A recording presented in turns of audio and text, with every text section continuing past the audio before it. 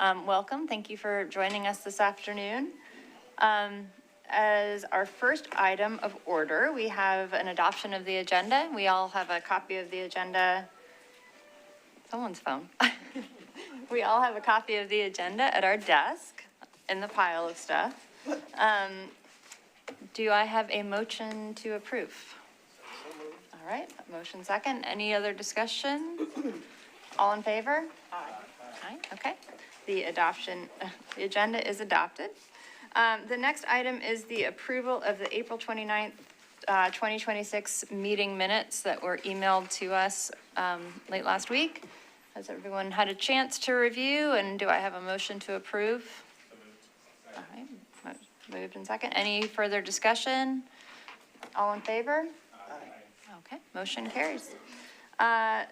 The next item is our public comment period. This is our new item, but I do not believe we have anybody signed up to speak today. So we will go past item D. I guess for the public's knowledge, this is the public comment period for any items in which we have a closed public hearing, but it gives people an opportunity to speak. Were you here for an item that has a closed public hearing? No, not closed. Okay, well then that will come next. All right. Yes, again, that was only for anything that shows closed public hearing on the agenda. Next item is, There is one unique item on this agenda that's a street renaming that does not have a public hearing. So if anyone is here to speak on that, then they should speak during this time. We didn't have anyone sign up, and our team was asking to make sure, but I did just want to mention that as well. okay. Item 18. Item 18 is a street renaming, so if there's anyone here to speak on that, they should speak now. Anyone I don't see speaking on any. item Yeah. 18? Okay, thank you. Next item is recognition of council members and council member Cash, sorry. Okay, great, thank you. Any other council members? I don't think so. All right, moving right along, we are on to items for deferral and withdrawal. All right, I will read the items for deferral and withdrawal. Starting on page 4, item 2025 CP-006-001. Staff recommends defer to the May 14th, 2026 Planning Commission meeting. Item number 6, 2026S-037-001. Staff recommends defer to the May 14th, 2026 Planning Commission meeting.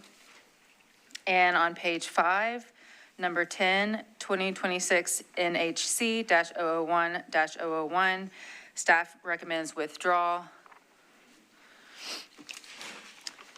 And on page 6, item number 13, 2026 SP-011-001, staff recommends defer to the May 14th, 2026 Planning Commission meeting. Item number 15, 2026 SP-019-001, staff recommends to defer to the May 14th, 2026 Planning Commission meeting. Savannah, would you mind just checking item number 6 and 7? Sorry, I didn't have 7 on mine. Sorry, item 7 is to be 2025 SP-046-001. Is it to defer? Staff recommends defer to the May 14th, 2026 Planning Commission meeting. Okay. And 6. And then item number 6? Did I not read that one? Okay. And item 6, yes. Okay, sorry. All right, so let me get this straight one more time to make sure I have them all right.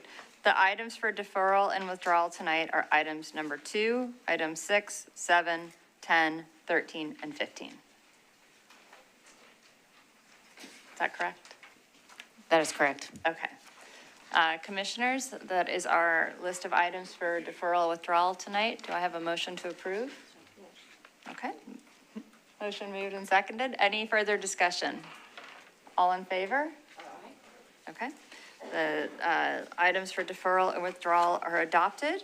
And that takes us on to item G, which is the consent agenda. So I will read through the items on the tentative consent agenda and ask if anyone is here in opposition. If so, please raise your hand, and the item will be presented in the order they appear on the agenda.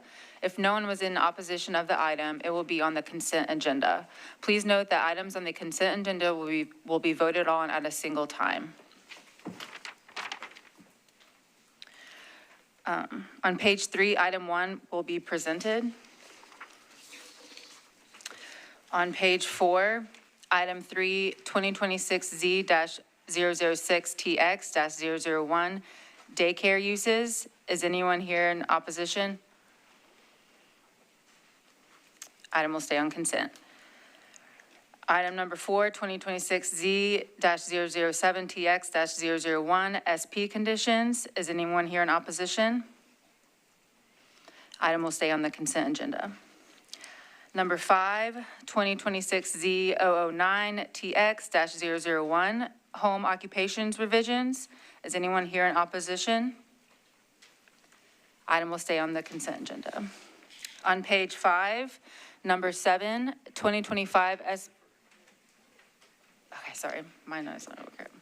Sorry, not number 7. Number 8, 2025 SP-048-001, New Hope Gardens SP. Is anyone here in opposition? This item will be heard.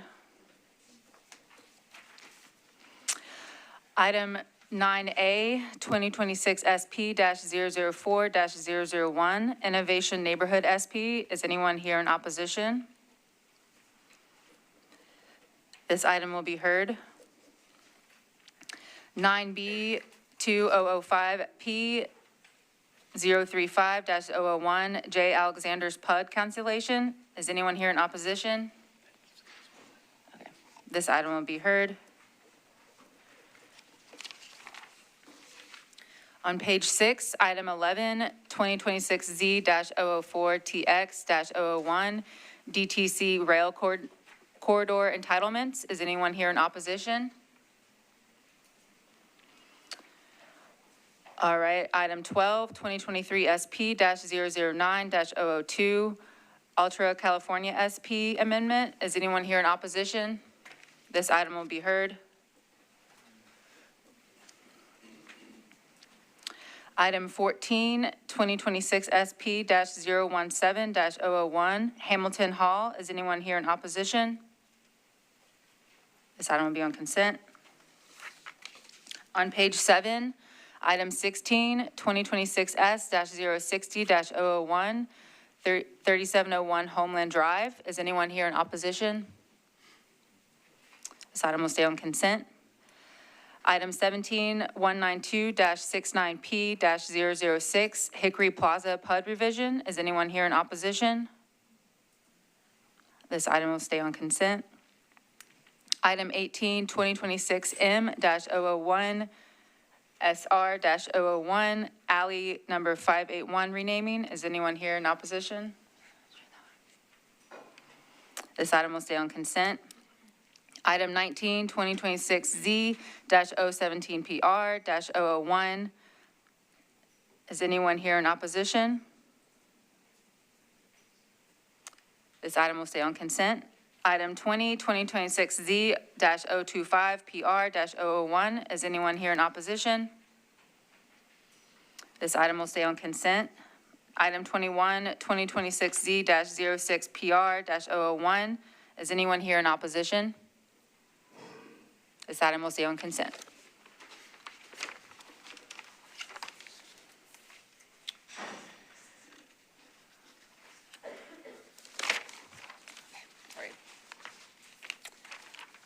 All right. As information for our audience, if you are not satisfied with the decision made by the Planning Commission today, you may appeal the decision by petitioning for a right of cert with the Davidson County Chancery or the Circuit Court. Your appeal must be filed within 60 days of the date of the entry of the Planning Commission's decision. To ensure that your appeal is filed in a timely manner and that all procedural requirements have been met, please be advised that you should contact the independent legal counsel. Now I'll run through the items on the consent agenda.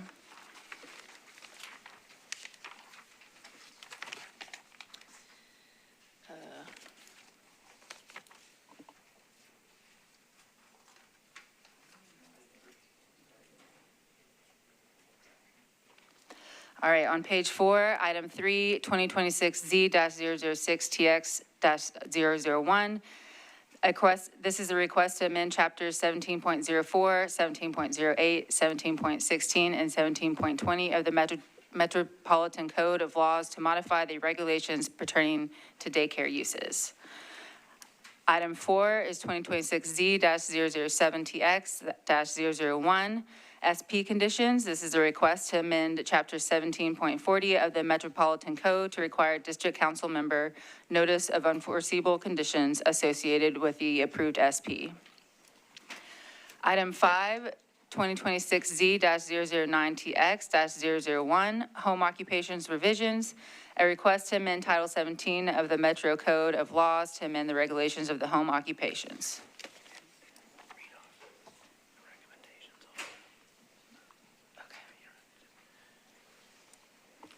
For the items that have been read, those are recommended for approval as noted on the staff report and the agenda. So as we go forward, we'll read the recommendation as well. On page 6, item 11, 2026Z-004TX-001, DTC Rail Corridor Entitlements, a request to amend Title 17 of the Metro Code of Laws, the zoning ordinance of the Metropolitan Government of Nashville and Davidson County, and staff recommends to approve. Item 14, 2026 SP-017-001, Hamilton Hall. This is a request to rezone from RS15 to SP zoning for property located at 3722 West Hamilton Road. Staff recommends to approve with conditions and disapprove without all conditions. On page 7, item 16, 2026S-060-001, 3701 Homeland Drive, a request for final plat approval to create 2 lots on property located at 3701 Homeland Drive. Staff recommends approve with conditions, including an exception to section 3-5.2.d.2 for lot area. Item 17, 192-69P-006, Hickory Plaza PUD revision. This is a request to revise the preliminary plan for a portion of the planned unit development overlay district for property located at 5753 Nolensville Pike. Staff recommends to approve with conditions, including the conditions in the memo. Item 18, 2026M-001SR-001, alley number 581 renaming. This is a request to rename alley 581 from 27th Avenue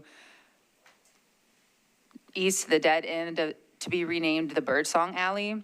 Staff recommends approve and recommend that the code section applicable to the renaming of the streets be evaluated and amended.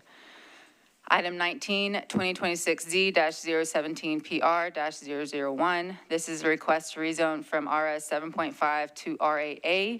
Staff recommends to approve. Item 20 at 2026Z-025PR-001, a request to rezone from RS5 to R6A, zoning for property located at 1704 10th Avenue North. Staff recommends to approve. Item 21, 2026Z-026PR-001, this request is to rezone from RS5 to RM20 A&S, property located at 2839 Georgia Avenue, and staff recommends to approve. And under item I, other business, is to accept the director's report and approve administrative items. Thank you very much. Okay, so I'm going to read back the list of items that are on the consent agenda to make sure we're on the same page, and then commissioners will vote. So on the consent agenda tonight, we have items 3, 4, 5, 11, 14, 16, 17, 18, 19, 20, 21, and 25. Is that correct? That's correct. Great, thank you. Commissioners, that is our consent agenda for this afternoon. Do I have a motion to approve? And second, thank you. Any further discussion? Seeing none, do we have a vote of all in favor? Any opposed? Motion carries. Okay, So that gets us to our agenda for this evening, and the items that we will be hearing are items 1, 8, 9A, and 9B, as well as item 12. Can give everyone a moment to resettle.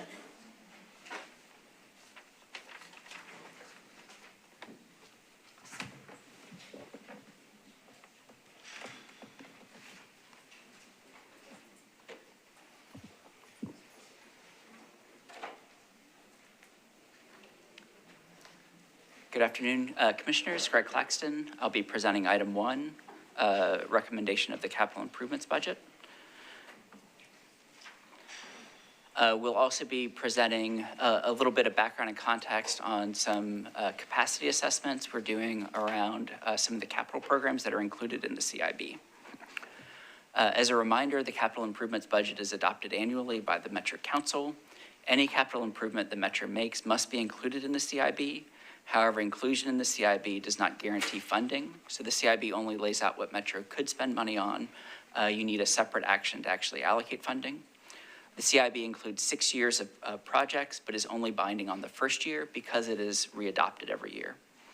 And a capital improvement includes any building, structure, work, or improvement with an average life of 10 years and a cost greater than $50,000.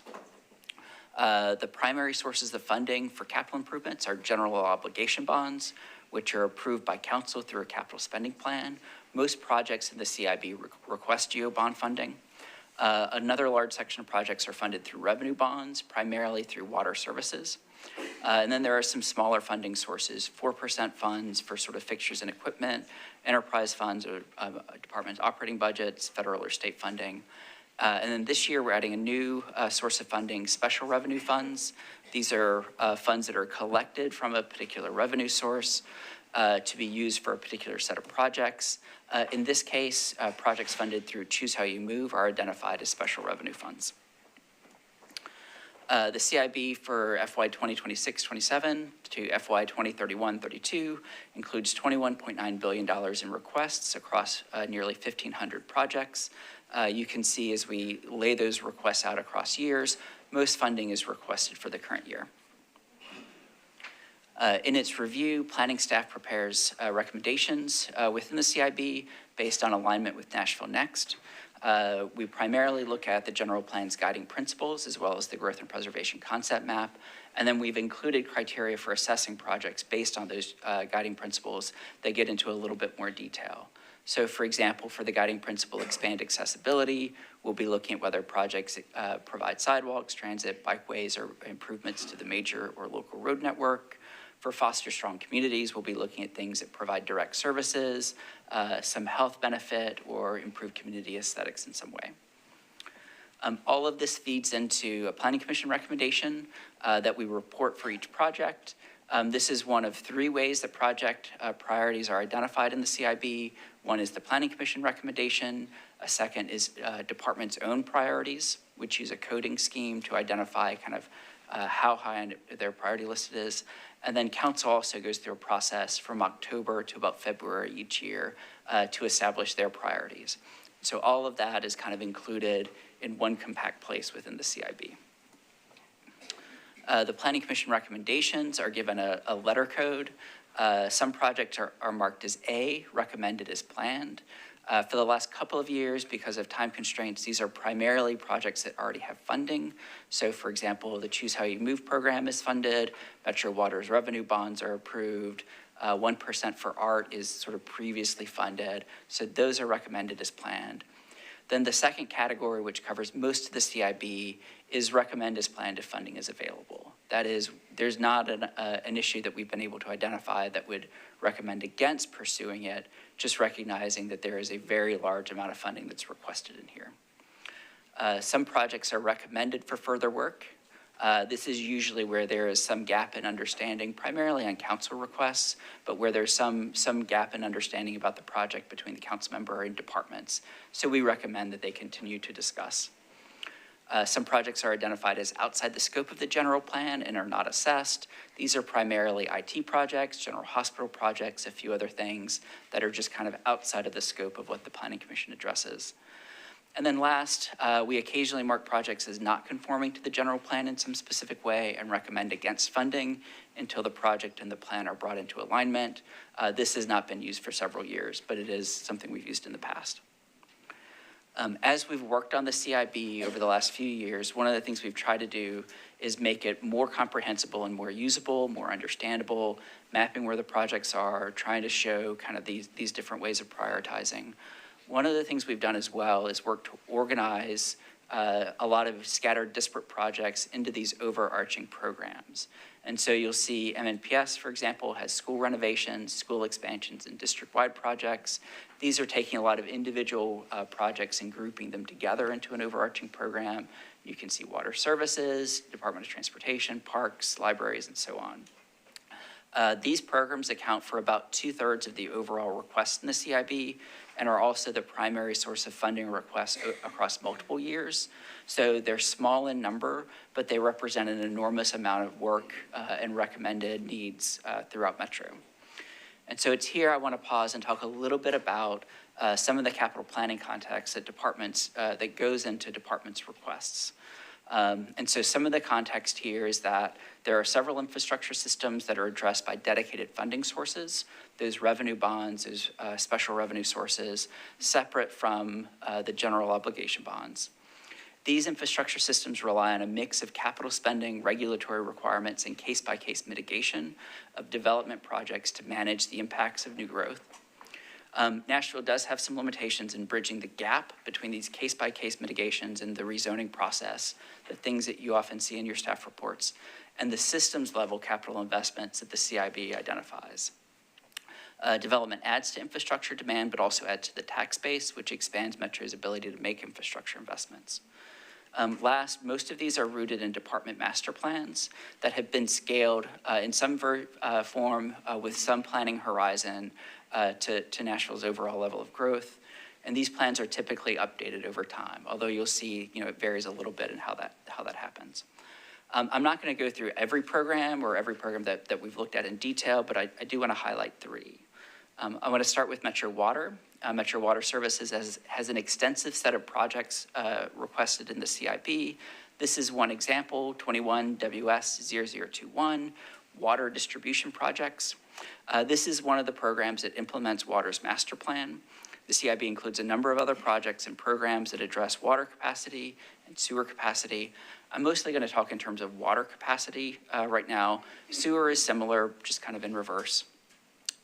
Metro Water operates as an enterprise with a rate base, so customer and water and sewer charges fund operations, maintenance, repairs, and rehabilitation of the system.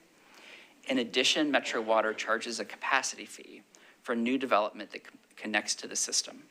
It's this capacity fee that that adds capacity to the system as a whole. The capacity fee is structured to implement the water and sewer master plans, which water and sewer puts together with a 20 to 30 year planning horizon. That means that projects that support water and sewer systems aren't funded out of the general tax base through operating funds or through general obligation bonds. One of the themes that I'm going to mention a couple times is that we can think of capacity at different levels. So Metro Water's system level capacity is primarily governed by its ability to prepare water for use in distribution through its water treatment plants. Metro Water has 2 treatment plants whose capacity is measured in millions of gallons per day. Their master plan, Their master plan proposes and their capacity fee funds adding capacity to these plants in advance of growth. Then the next level is their primary distribution system or their transmission mains, supported by things like pumping stations that distribute the water from the treatment plants throughout the county. These are very large pipes that distribute to an extensive set of smaller local pipes that deliver water to individual properties. The funding picture for these individual pipes changes and becomes more complex at the level of these local service lines. These come in a variety of sizes, some of which are smaller than what would typically be built for the same kind of development today. Here, capacity is primarily measured as flow rate, like how much water is passing through the pipe at any one time. One of the big differences in water demand is driven by fire service needs, particularly sprinkler service, which has a much higher need of flow rate to operate than what's needed for domestic services like dishes, laundry, or lawn care. Water's master plan includes long-term capacity improvements to these pipes funded by the capacity fee. But in addition, Water sometimes adds capacity to these pipes through their rate base in the process of maintaining and rehabbing these pipes. So these projects aren't necessarily done to add capacity, but as a side effect of upgrading an older, undersized pipe, they may open up a little bit of capacity as well. In some places, there may be limitations on adding a large number of homes, or especially if those homes are multifamily buildings that require sprinkler service. So when a developer seeks or prepares to seek a building permit, they may check with Water to see if capacity exists for their proposal.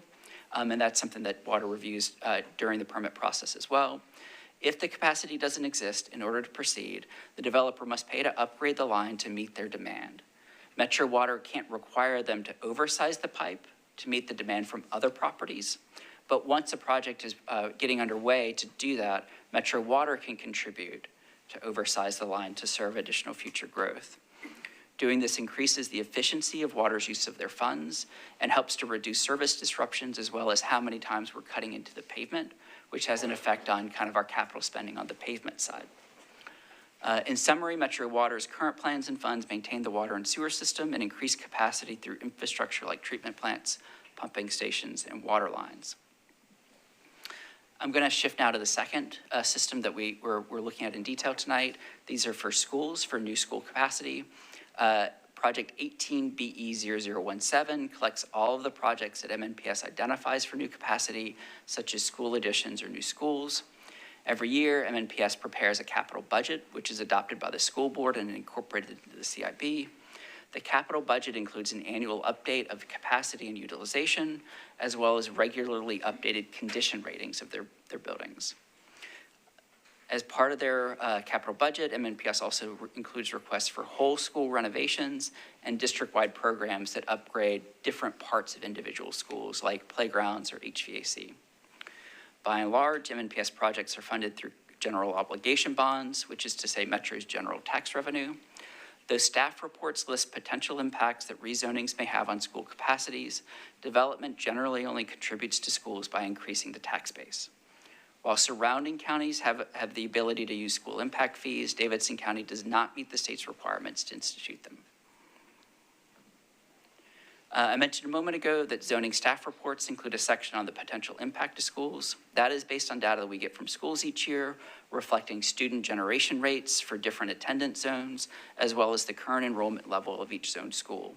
These represent averages that reflect how many students could be added to MNPS student enrollment, recognizing that differences in building types and locations can affect those rates. The core metric for looking at school capacity is utilization. That's the number of students enrolled divided by the capacity of a given school, an entire cluster, or the district as a whole. MNPS measures capacity based on the permanent structures at a school. So overcapacity schools are typically using portables to provide additional schoolrooms. In addition to monitoring current enrollment, MNPS also monitors building trends, birth rates, and cohort projections to forecast 5-year enrollment levels.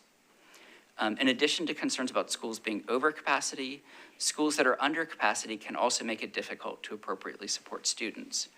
Generally, MNPS reports schools operating below 85% utilization as under capacity, and schools operating above 100% as over capacity.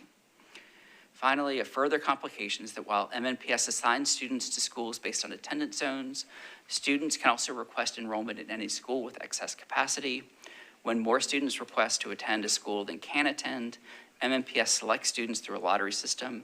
That means that while there's a link between the number of students in a school's attendance zone and that school's enrollment, there's some amount of selection and choice involved, especially when taking into account magnet schools, as well as charter schools, private schools, and homeschooling. And so what I'm showing here reflects MNPS's capital budget and the data that planning uses for the zoning staff reports. Similar to water, you can think of capacity as operating at different levels. Across the entire school district for zone schools, MNPS is operating right within appropriate capacity levels at 85%. And then MNPS organizes schools into clusters to create a pathway from elementary schools to high schools. Here we start seeing differences in utilization rates, with one cluster over capacity and the rest split between within and under capacity. And then these patterns strengthen even more when we look at individual schools and across grade levels. Elementary schools have the highest utilization rates, with 56% of them being over capacity, and with middle and high school schools being substantially lower. This reflects two broad trends and one recent change at MNPS. When Davidson County parents opt for MNPS schools, uneven rates of growth in student population with higher student generation rates in the Antioch and Cane Ridge clusters, as well as some individual elementary school zones. And then especially the move within the last couple of years of fifth grade from middle schools to elementary schools that added a much larger student body just within the last couple of years to those schools. Elementary schools now typically serve pre-K to fifth grade. And then finally, this map shows additions to school capacity over the last several years. A lot of these are additions, but there are also several new schools, as well as a few whole school replacements that have added capacity. And then once a new school has been funded, it can sometimes take several years before it is ready to enroll students, particularly when land is needed. And then this is just the map of MNPS's additional school capacity needs, responding to those capacity levels that I showed a moment ago. And then finally, and this one is shorter, we are also looking at libraries and community centers, which we're treating kind of together as indoor public space. These do not have any dedicated source of funding. New, expanded, and renovated libraries and community centers are funded through GEO bonds. And again, development contributes primarily through increases in the tax base. The facilities master plan for libraries is based on their master plan from 2021. 19 PR 006 for new and expanded community centers is based on the Parks Master Plan, Plan to Play from 2016. These were both done with about a 25-year horizon, and Plan to Play is currently being updated. They both include, at a broad system level, a measure of capacity that's sort of square feet per capita or square feet per person. This is a countywide average, so libraries had about 0.9 square feet per person when they did their master plan. Community centers was about 1.23 square feet per person. That is a countywide figure, so one of the things we've done to supplement that is add in this effective level of service measure, where we take into account how many people are close to a library, how large the library is, how far apart they are, as well as the fact that people in any one neighborhood may have multiple choices between a library here, a community center there, and then a little bit further away is the main library. And so based on this, we see this pattern where we have a very high level of service in the urban core that lowers out as you get to the edge of the county, where you get to, sort of Jolton or further reaches of Bellevue that are very low density, but you've got pockets of higher level of access close to some of the branches out there. And then again, these are kind of the proposed, within the CIB, proposed additions to libraries and community centers. These were identified in their master plans to address current gaps in service, as well as to respond to future growth. This is kind of a high level kind of review of how we think about capacity in some of these different systems, just to highlight some of the nuances and complexities as we go through this analysis. Back to the primary CIB itself, we do have a couple of amendments. I'm showing them on screen. One is adding a project for improvements to Wasiota Park. The other are just amending project costs for projects that are included in the CIB. And then our recommendation is to submit the FY 2026-27 capital improvements budget as amended for consideration by the mayor. Happy to take questions. Thank you very much. This is a normal public hearing though, right? So we have time for the audience, right? And then commissioners can ask questions of you. Okay. Okay, we'll go ahead and open up the public hearing on this item. Is there anyone who would like to speak? We have amended our procedures so that anyone can come forward to speak, whether you're for or against it, or if you have questions. Okay. Well, seeing none, we will declare the public hearing portion closed, and we will turn it over to the commissioners for discussion. Commissioner Marshall, do you have any interest in getting us started?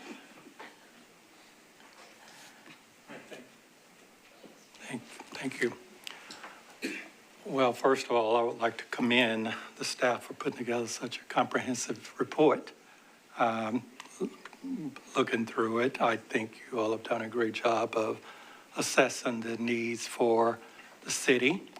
And based on what I see here today, I have no particular questions about it, but I would support the recommendation.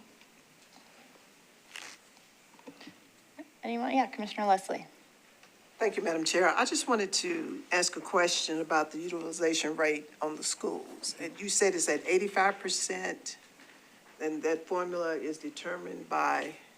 So that is within zone schools, adding up all of the school capacity that MNPS monitors through their capital budget, and adding up all of the student enrollment as of October of each school year.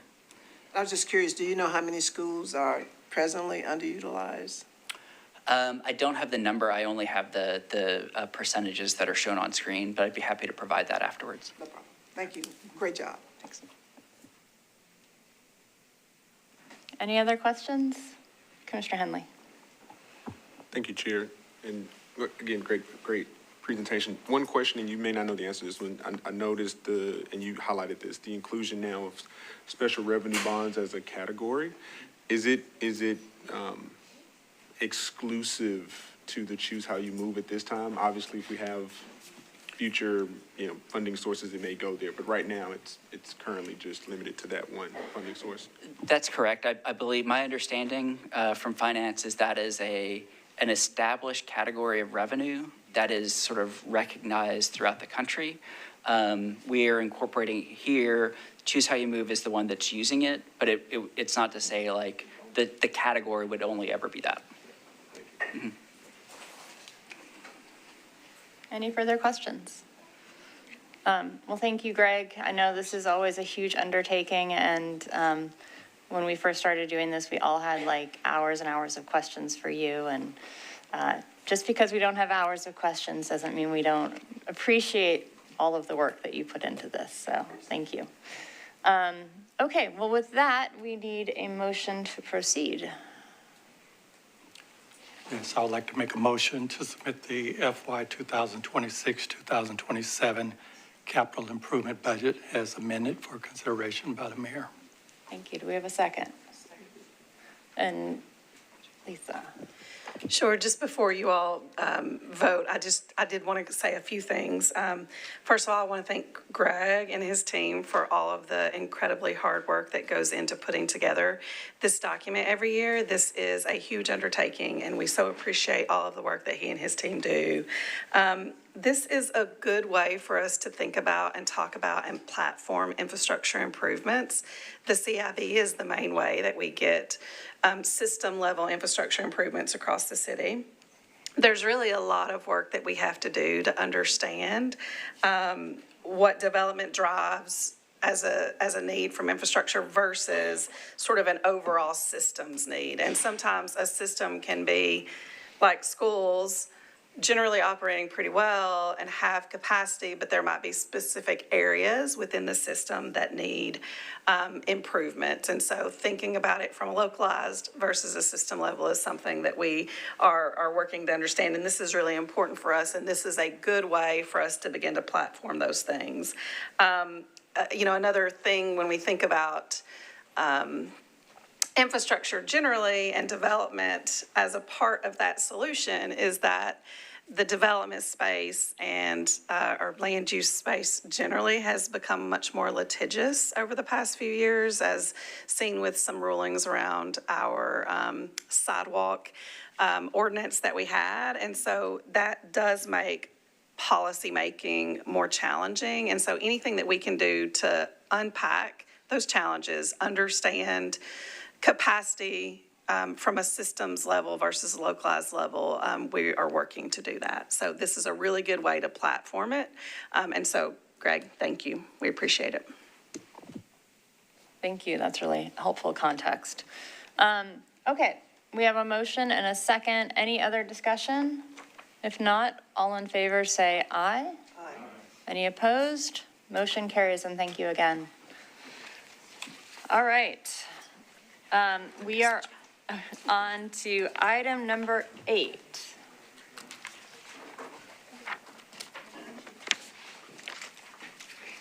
Chair, I believe the people that were here on item 8 may have left after talking with the applicant, so Okay. before we hold the public hearing on this item, we can check and see if anybody's still here. Okay. Is there anyone who is still here to speak on item number 8? It had previously been on the consent agenda.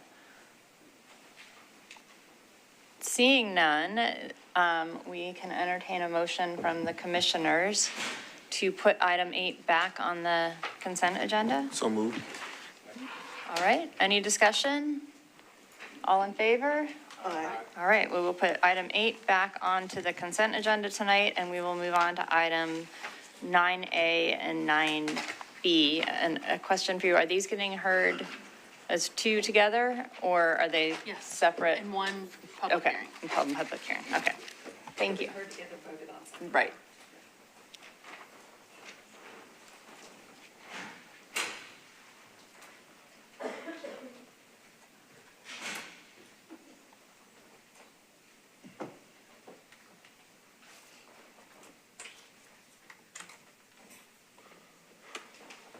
Alrighty, yeah, so as a reminder, we'll have 9A and 9B. I'll present them both, and then you'll have to vote on them separately. This is item 9A, the Innovation Neighborhood SP. The request is for preliminary SP to permit a mixed-use development. And staff recommends approval with conditions and disapproval without all conditions, including the updated condition as provided in the memo before you. The site is comprised of an approximately 43-acre assemblage of properties bounded by West End Avenue, Natchez Trace, and 31st Avenue South. The site is currently zoned MUGA, MULA, ORI, ORIA, and SP, and contains a mix of institutional, commercial, and residential structures, along with several surface parking areas and vacant parcels. One property within the SP boundary is within a planned unit development, which permits the sale of beer for on-premises consumption for an existing restaurant use. Across West End Avenue to the north is Centennial Park. To the east across Natchez Trace are university buildings, including the campus football stadium and other recreational institutional uses. Along 29th Avenue South and 30th Avenue South are multifamily residential buildings and parking lots. Surrounding zoning districts include ORI, MUG, and MUIA to the east and west, and south of the site is an established residential area consisting primarily of single-family homes zoned RS 7.5 and R8. And within walking distance are bus stops on Weagle routes 3 and 77, and I'll note that West End Avenue and 31st Avenue are classified as arterial boulevards, and Natchez Trace is identified as a collector avenue by the Major and Collector Street Plan.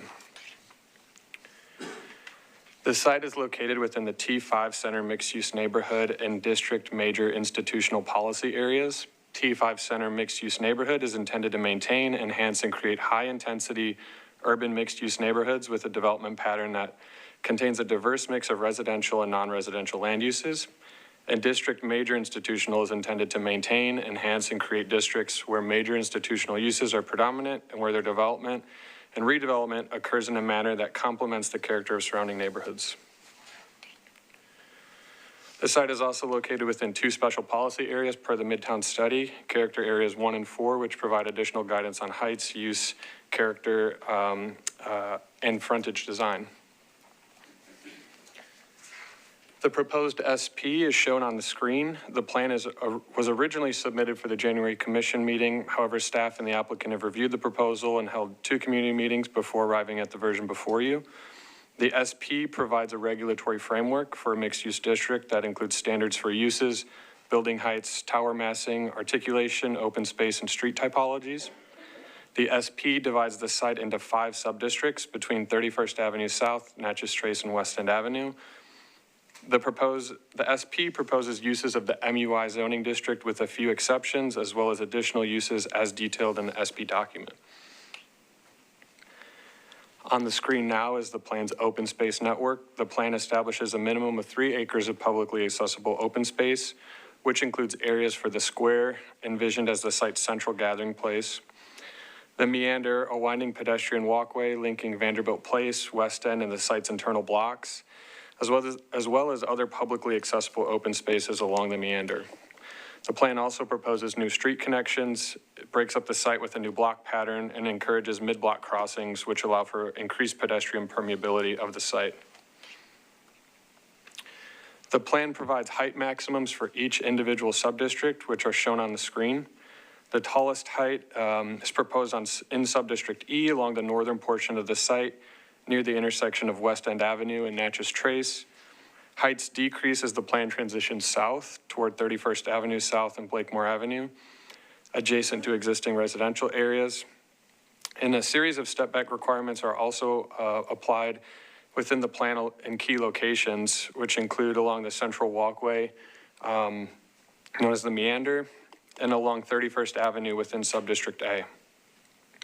There are other building scale controls, which include maximum podium lengths, maximum tower lengths, and required tower separation distances.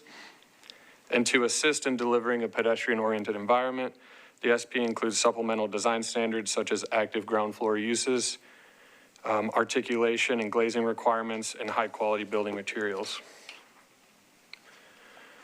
Within Subdistrict A, the SP includes prohibitions on land uses and limitations on ground floor commercial tenant footprints.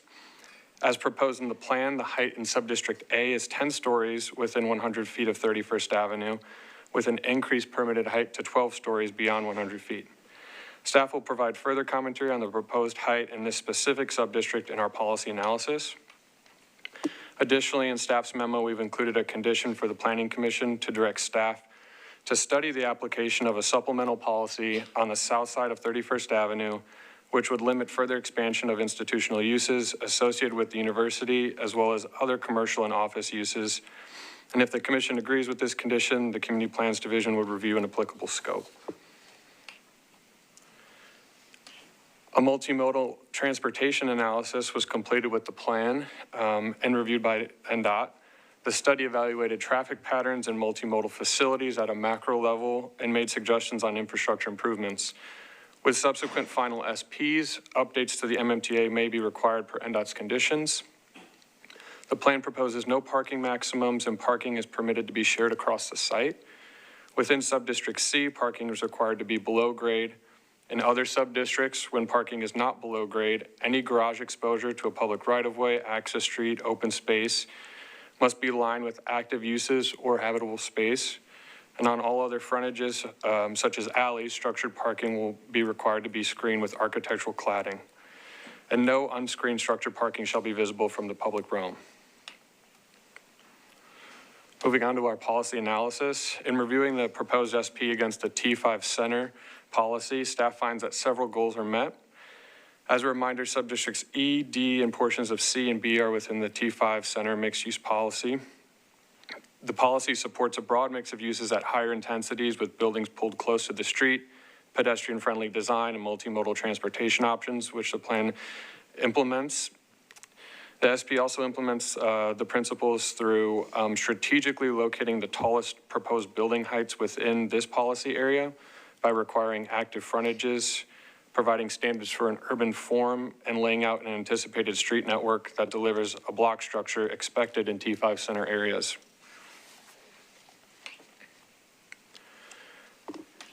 As mentioned previously, the southeastern portion of the site plan lies within the district major institutional policy. Subdistricts within this policy include portions of subdistricts C and B and all of subdistrict A. This policy anticipates campus-oriented environments, structured open space, and pedestrian and bicycle-friendly circulation, while permitting residential and commercial uses when ancillary to an institutional use.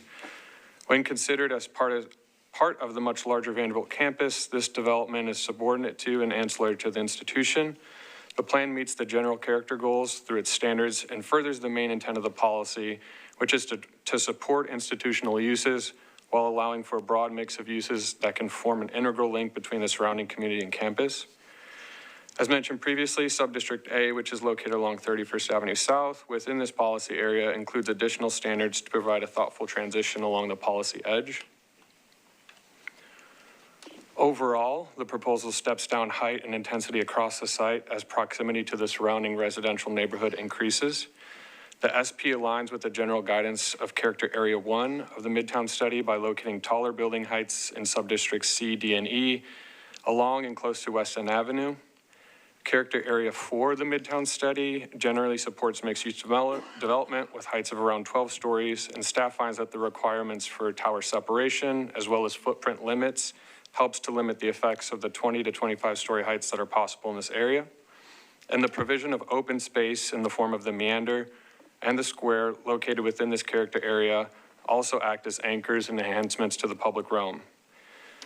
As a portion of the site along 31st Avenue abuts the lower intensity urban neighborhood maintenance policy area to the south, staff has reviewed the proposed building heights of 10 to 12 stories in Subdistrict A to determine if a sufficient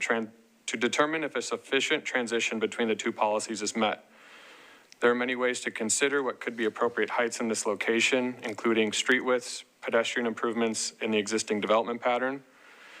31st Avenue is a relatively wide street, and added pedestrian facilities associated with the SP will add a larger buffer between new buildings and the existing neighborhood.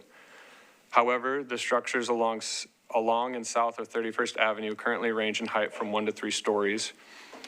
Staff has considered that 8 stories may be more appropriate within the 100-foot area along 31st Avenue, with a maximum height of 10 stories beyond, and staff would welcome guidance from the commission related to the building height, given the surrounding context, proposed pedestrian improvements, and policy. Overall, the SP implements the height, massing, and transition expectations of the relevant community character policies.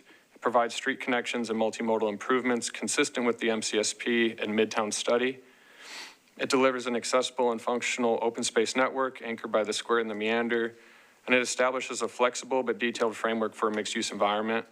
And staff finds the proposed SP is consistent with Nashville Next and supportive of a high-density, pedestrian-oriented district integrated with Vanderbilt University and the surrounding urban neighborhoods. We recommend approval with conditions and disapproval without all conditions. And I'm going to move on to item 9B. That was a lot, so. I'm going to skip through this.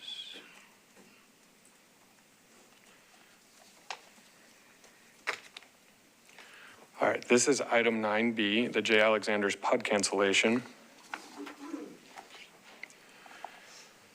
The request is to cancel a planned unit development overlay district for property located at 2609 West End Avenue. Staff's recommendation is to approve if the associated SP is approved and disapprove if the associated SP is not approved.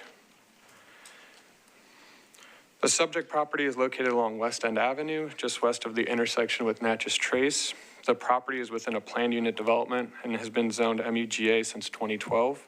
Surrounding zoning districts include MUGA, MULA, and RM20. In 2006, a planned unit development was approved by Metro Council to permit an existing restaurant an exception from the minimum distance requirement included in the beer provisions of the Metro Code. Previously, restaurants and bars that had obtained a license from the Tennessee Alcoholic Beverage Commission permitting the sale of alcoholic beverages for on-premises consumption could become exempt from the minimum distance requirements for the issuance of a beer permit if a PUD was established on the property. Since that time, the Beer Permit Board has instituted a new process, exemption by resolution after public hearing, which allows the Metro Council to grant exceptions to distance requirements without the adoption of a PUD. If the PUD overlay is removed, the existing restaurant would continue to operate as usual. However, if there was a new business, they would likely have to go through the new process. As we just presented, there is a specific plan rezoning case that has been filed, which includes the subject property and much of the surrounding property by Vanderbilt University, which lays out a preliminary master plan for the area. Because the PUD is no longer necessary for exemption for the beer permit distance requirement, and a more suitable zoning proposal in line with policy has been introduced, staff supports canceling the PUD. And our recommendation is to approve if the associated SP is approved and disapprove if the associated SP is not approved. thank you. That was a lot. Okay, we'll go ahead and open up the public hearing. Just for some ground rules reminders, everyone will have 2 minutes to speak once we open it up to the audience. And as I mentioned earlier, we don't divide support and oppose for the project. Everyone will just be able to come forward at that time. When you do, we just need your name and your location. We no longer need your actual address.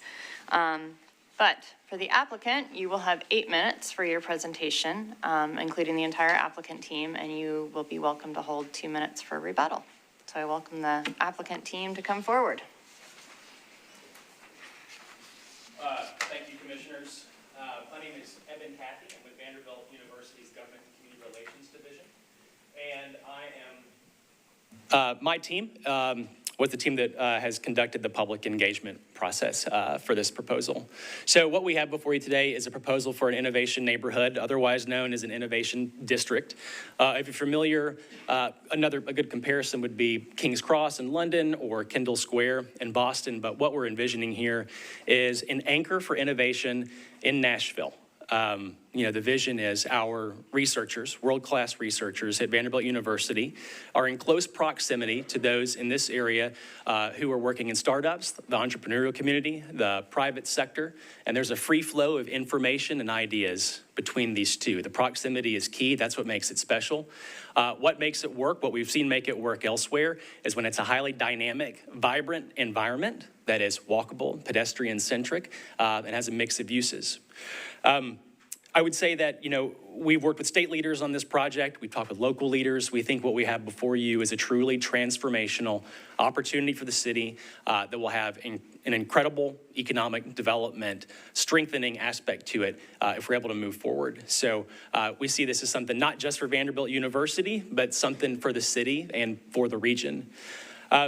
Additionally, a unique way we approach this project is we had this idea, we had this mission that we know we wanted to carry out. But before jumping in, we decided that we were going to approach our neighbors and open an SP process up with the idea, if we involve the people around us, we can gather a lot of great ideas, a lot of great input, and we can infuse the DNA of the neighborhood surrounding us into this project. And I think that we've been able to accomplish that. In the fall of 2024, we held a series of what we called kitchen table meetings, where we went to the neighborhoods and said, hey, this area here, it's not going to remain parking lots forever. We have a vision, we're going to develop it, but we want to hear from you. What are your values? What are your principles? What would you like to see here? We spoke with over 80 community members and gathered a lot of information. Pedestrian-centric, where are you going to put parking? Will transit be part of this? We want green space, we want open space, park space. A lot of those values aligned with who we were, and we were able to put those into this project, and we have a better project because I think of those conversations that we had early on. That was worth doing, it was the right thing to do, and we think we've got something that is better because of it. We spent 2025 really putting that project together. And in November of 2025, we presented the final SP for the first time. We presented it before we submitted it to planning. Since then, we've had ongoing conversations about it. We've had a lot of folks come out and support, a lot of neighbors nearby. We've had a lot of concerns and questions as well. A few of those that have come up have been around parking, they've been around traffic, and they've been around heights on 31st Avenue. And just like we listened the first time before we got started, we thought, what can we do here? How can we accommodate our neighbors? So we've made some significant accommodations and put some conditions on our project in the last several weeks that we think addresses some of those issues. The area is already, it already has a lot of entitlements. We could have done this without having to go through this process, but we knew it would be better if we did, and it was worth it, and I think what we've got before you will demonstrate that. What I would ask today is, we've been at this for a while. What I would ask is that you move us forward. You let our councilman, Tom Cash, take it from here. He's done a tremendous job engaging the community. And we're ready to go on to this next part of the process. We know the work's not done, and those conversations will continue, and we are 100% willing to do that. Community engagement and an open line of communication was core to how we approach this, and we will continue that as we move on. Good evening, Commissioners. I'm Anna Yoder with Hastings, part of the design team for this project alongside an internationally recognized team. Over the past several years, we've also worked closely with our metro agencies, holding more than 30 meetings that helped shape this plan. And I want to sincerely thank them for all their time and expertise. This specific plan brings a clear, coordinated vision to over 40 acres that might otherwise develop piece by piece without the same alignment to the city's policy. Today, heights along the site range from 65 to over 475 feet, with the lowest heights counterintuitively along West End, and more than 5.3 million square feet already permitted on the property. This plan instead organizes growth where policy calls for it, shifting height towards West End to support a transit corridor and stepping down towards lower scale edges. Overall, we anticipate around a 12% increase in density placed where it makes most sense. This modest increase comes with a major investment in the public realm, more than tripling what exists today. Central to the plan is a forward-looking, comprehensive multimodal network that prioritizes people and safety over cars. This includes planned transit investments, improvements to existing streets, new streets, pedestrian and bike-focused connections, finer grain mid-block crossings, protected bike lanes, transit stop improvements, and more frequent crossings, all supporting a more walkable, connected community. This network is complemented by meaningful investments in open space, including the square and the meander. Together, the network and open space make up well over a quarter of the site. This plan also includes clear quality standards, which you heard about earlier. It also introduces new protections to properties identified as worthy of conservation that don't exist today. Altogether, this is an opportunity to deliver a lasting, high-quality neighborhood for Nashville, grounded in best practices, and we respectfully request your support. Thank you. Thank you. We'll hold our time. Yeah. Did you get the time for? Yeah, okay. All right. Well, we will open this up for comment. Is there anyone wishing to speak in support or not in support? You can come forward. Everyone who wants to speak, if everyone comes forward at once. We don't divide it. Yeah. Okay. Good afternoon, Commissioners. My name is Phil Ryan. I'm the co-chair of the Hillsborough West End Neighbors Association, which has been a going concern for more than 50 years. I've lived in the neighborhood more than 50 years myself as a renter and an owner. So we've attempted to organize our comments of the initial speakers to avoid repetitiveness and to respect your time. First, Eben's comment about the kitchen table meetings had no numbers. You know, the biggest objection I have to the whole planning process was we didn't know about the 6.1 million square feet of development or the buildings of 20, 25, 30, and 35 stories. We didn't know about that until this year, this first quarter of this year. And 35 stories is taller than the AT&T building downtown. And then as you heard from the presentation, all of this is going to be next to a single-family district with bungalows that are more than 125 years old.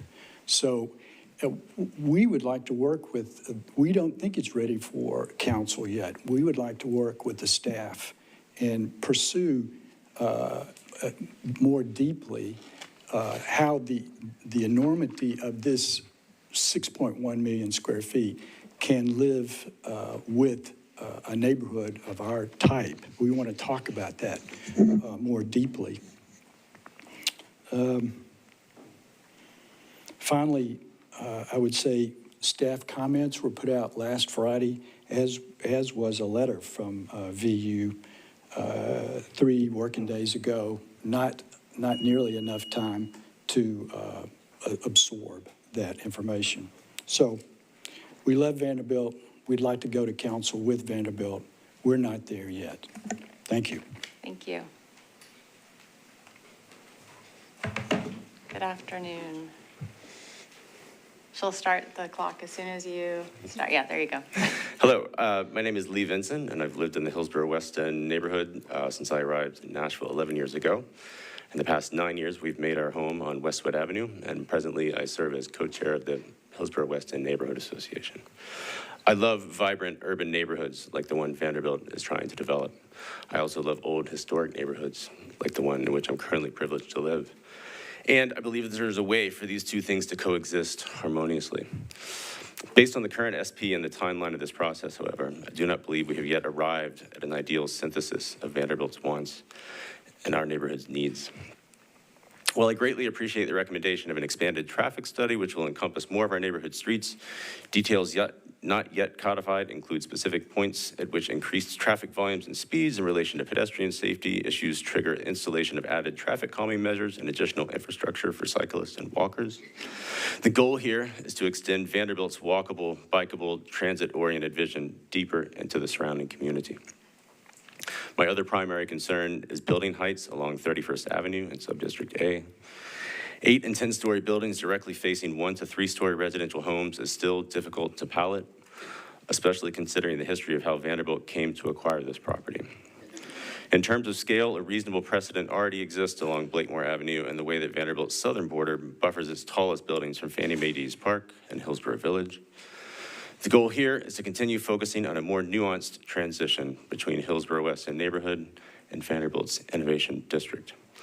I am thankful to Planning, NDOT, Councilmember Cash, and Vanderbilt for all of their work to this point, but this collaborative process must continue, and this work takes time.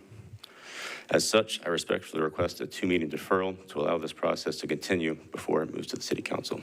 Thank you. Thank you. Hello. Good afternoon. Madam Chairman, members of the Planning Commission and their staff, and Vanderbilt University and neighbors. I'm Ginger Hauser, and I live on Natchez Trace, right there above you, and a member of the Hillsborough West End Board. I thank you for allowing me to speak to you today on items 9A and 9B. I've had the pleasure with working with this commission, maybe not these commissioners, but this commission on many rezonings over the years, including neighborhood overlays, multifamily developments, Belmont University's growth plan, Vanderbilt's Children's Hospital, and I was delighted to serve in that role all those years, in part because of the active members that you see behind me, who are engaged and negotiate in really thoughtful, honest ways to create projects that are mutually beneficial. And we've done that through a pretty structured process over the years. Several public meetings, a designated work group, an active council member, working with planning on zonings to understand how a project influences the overall planning policy, and then incorporating the negotiated items in the documents before this commission and before the council. We've done that, and we've ended up with success. Things that are not only beautiful, but commercially viable. So today, like the others, I ask you for just a 2-meeting deferral so that we can allow that very specific process to occur. As some others have stated, we received the Planning Commission report, Vanderbilt's letter, the answers that we had submitted to NDOT and Planning last Friday. That's a whole lot to absorb in just a few days. Councilman Cash has created the work group. We've begun our meetings. We now have a negotiation list. We just need the time to do that work, and we think 2 meetings will be able to let us do that. I understand the concept of an innovation district, and I think we can get there with a little bit of time and not have to make you make a difficult decision. Thank you. Thank you. Good evening. Thanks to all of you for the chance that I have to speak with you today. My name is Martha Stinson.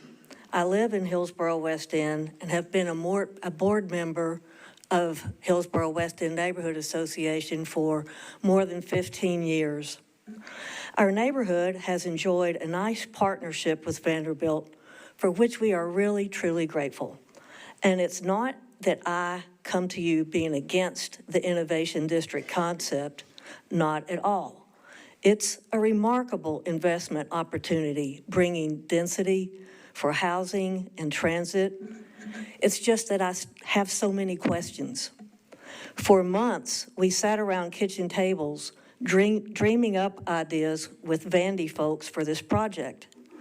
But it wasn't until January, at the first community-wide meeting, that a few numbers started to come out and the full magnitude began to reveal itself.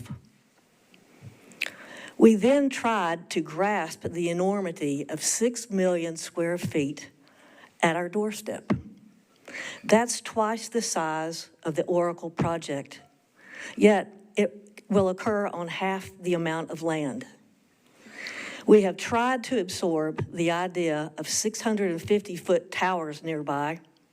That's the Batman building downtown, the tallest building in the entire state.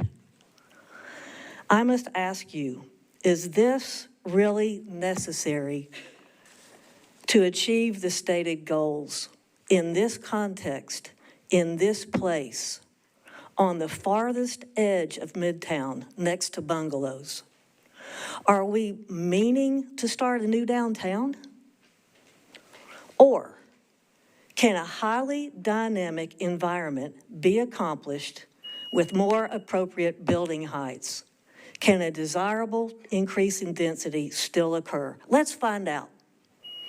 There's no emergency demanding action tonight. Okay, I just request a 2-meeting deferral. thank you.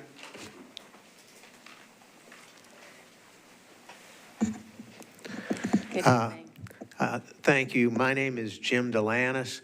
I'm a 1978 graduate of Vanderbilt Law School, and I bought my first house on Ashwood Avenue in Hillsborough, West End in 1982, where I've lived since then.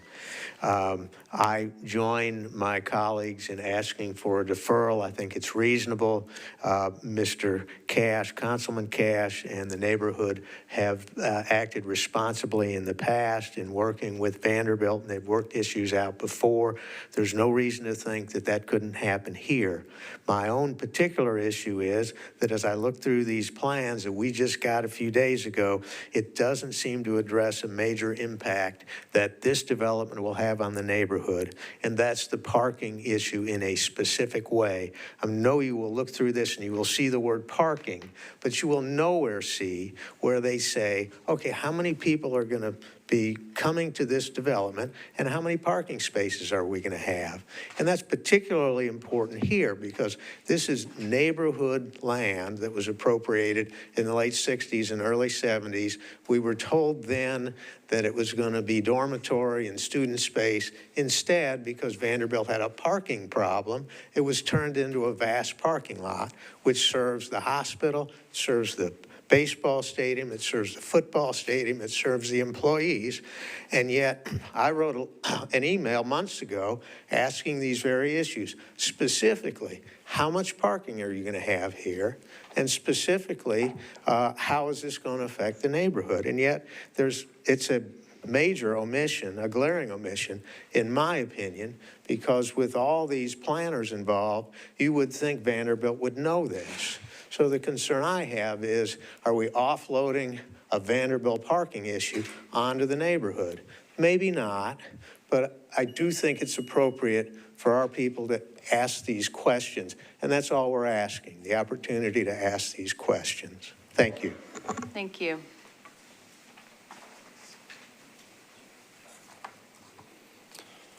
Good evening. My name is Max Byram. I'm actually a Vanderbilt alumna and a current Vanderbilt graduate student. I'm appearing today to read for Alan Nason, my father-in-law. There was a family emergency, he could not make it today. And really, what this statement is about is referring to Alan Nason's April 16th formal statement and April 22nd legal addendum. This contains the complete factual and legal record between the Bristol West End and Vanderbilt. I actually live in the Bristol West End, which is in that donut hole on that plan.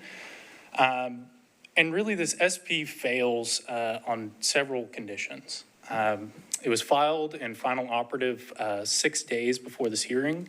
Alan's formal submission was already complete in violation of Tennessee Code Section 13-7-203, minimum notice requirement. held that 11 days is insufficient and 6 days is less than 11. You know, this SP is suggesting a framework, piecemeal framework at that, which will deny this community any procedural right to contest each future final SP. And it does this while mentioning the Bristol West End, the most impacted community, 0 times in 8 pages. The full legal basis for each of these deficiencies, this is just one example, is documented in Alan's April 16th and April 22nd submissions, and that we ask for a deferral. Thank you for the opportunity to speak. Thank you.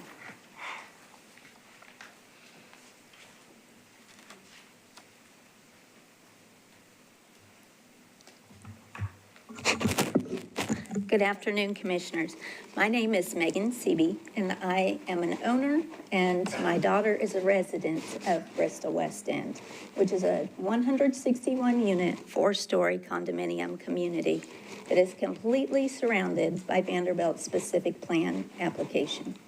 I'm speaking on behalf of BWE Homeowners Association. We respectfully oppose this SP as submitted and request that the Commission require meaningful modifications to this plan before granting any approval. We request a 120-day deferral for continued collaboration between Vanderbilt and ourselves. We have sought engagement, collaboration, and compromise with Vanderbilt, attended community meetings, and asked Vanderbilt and Commissioner Cash if we could be included within the SP so that we are not an isolated donut hole. On April 17th, Vanderbilt sent our board its first formal written communication specifically addressed to us, which included its 6th plan revision. We have not had time to analyze the latest revision with our own experts or prepare a substantive response. This left us with no path forward except to formally object. We are not asking for the plan to be denied outright. Rather, we are asking for a meaningful deferral so that we can continue to engage in conversation regarding reasonable targeted modifications, such as a reduced maximum building height in the subdistricts surrounding our property, mandatory step-backs on all 4 sides of Bristol West End, a clear prohibition on simultaneous construction on multiple sides of our building, a requirement that any new roadway will not impair resident access, and finally, either inclusion of our property within the SP or support of a rezoning for our own property so that we are not left isolated and unprotected. These requests are the minimum. Thank you. Good evening. Hi, my name's Kat Howell. I live right in the heart of the Huen neighborhood. It's a historical district. I've lived there 35 years with my husband, and we love Vanderbilt. It's a win, but we love our neighborhood too, and we want to see it grow and be the historical place that it is. I'm hearing from a lot of people, and I've only been to one meeting because I had just found out about this. We are not ready to step forward yet with a confirmed plan. And I think that's because there's so many of us that haven't heard anything yet. Talk to my friends, they're like, wait, what's going on? And it's like, I know, this is a big deal. They're gonna put a building as tall as AT&T on the edge of our neighborhood. That's a big deal. You wouldn't want that in your neighborhood, I'm sure. One of the big issues is traffic, I think, for everybody. And when people get off 440, they're going to flow right into our neighborhood. And we would like very much to protect that because it's already a high traffic area now. It's used for a cut through. We're putting up the little humps to slow people down now. And it just gets worse and worse. I think something like 5,000 more people will potentially be dumped into the neighborhood. And I'm not sure if it's 8 or 15 buildings, according to our newsletter, that would eventually be built up. But I personally would love to see the Natchez Trace Blakemore 31st intersection turn from a 4-way into a 3-way, where Vanderbilt people can't even cross over, so they won't have a need to even drive into our neighborhood. But I haven't been to a meeting where I can discuss that. So I think there's a whole lot more really good ideas from a lot of people that if they had half a chance, they would love to participate. Thank you for deferring this, if you would. Hi, good evening. Good evening. How are you? We're good. Okay, and I'm going. Good afternoon. My name is Jessica McDuffie Massey, and I live on West Linden Avenue. I have lived in Hillsborough West End neighborhood for 21 years, have previously served as the WIN board chair, and to repeat a lot of people, I love our urban city a lot. The restaurants, y'all, for real. So what I want to talk about for a moment is how I want to see this project succeed, because I really do. I think that it is a wonderful chance to develop our urban core, and it can serve everyone with innovation and thoughtful urban design, and something Vanderbilt and many people have already named, which is a multimodal, comprehensive transportation strategy. So while I appreciate the vision, at this moment, the current proposal is insufficient for a project of this magnitude. To return to traffic, we have seen neighbors, children, and even Vanderbilt employees get hit by cars, seriously, on Blakemore, by Harris Hillman School, and Aiken, where my children attended. We need a neighborhood-wide traffic study, regular reassessments, and binding investments to mitigate pedestrian and parking dangers, and creatively envision strategic, holistic, and forward-looking modes of transportation. Beyond traffic, we need to look at the math. I am really grateful Vanderbilt is reducing impervious surface parking, but the promised 300% increase in green space is merely from 1 to 3 acres. That is only 7% of the site. Urban planning best practices typically recommend 15 to 30%. With 6 million square feet of density and buildings potentially reaching 35 stories, this currently falls short. Again, please grant our 2-meeting deferral so we may continue our conversations with Vanderbilt. Thank you. Thank you.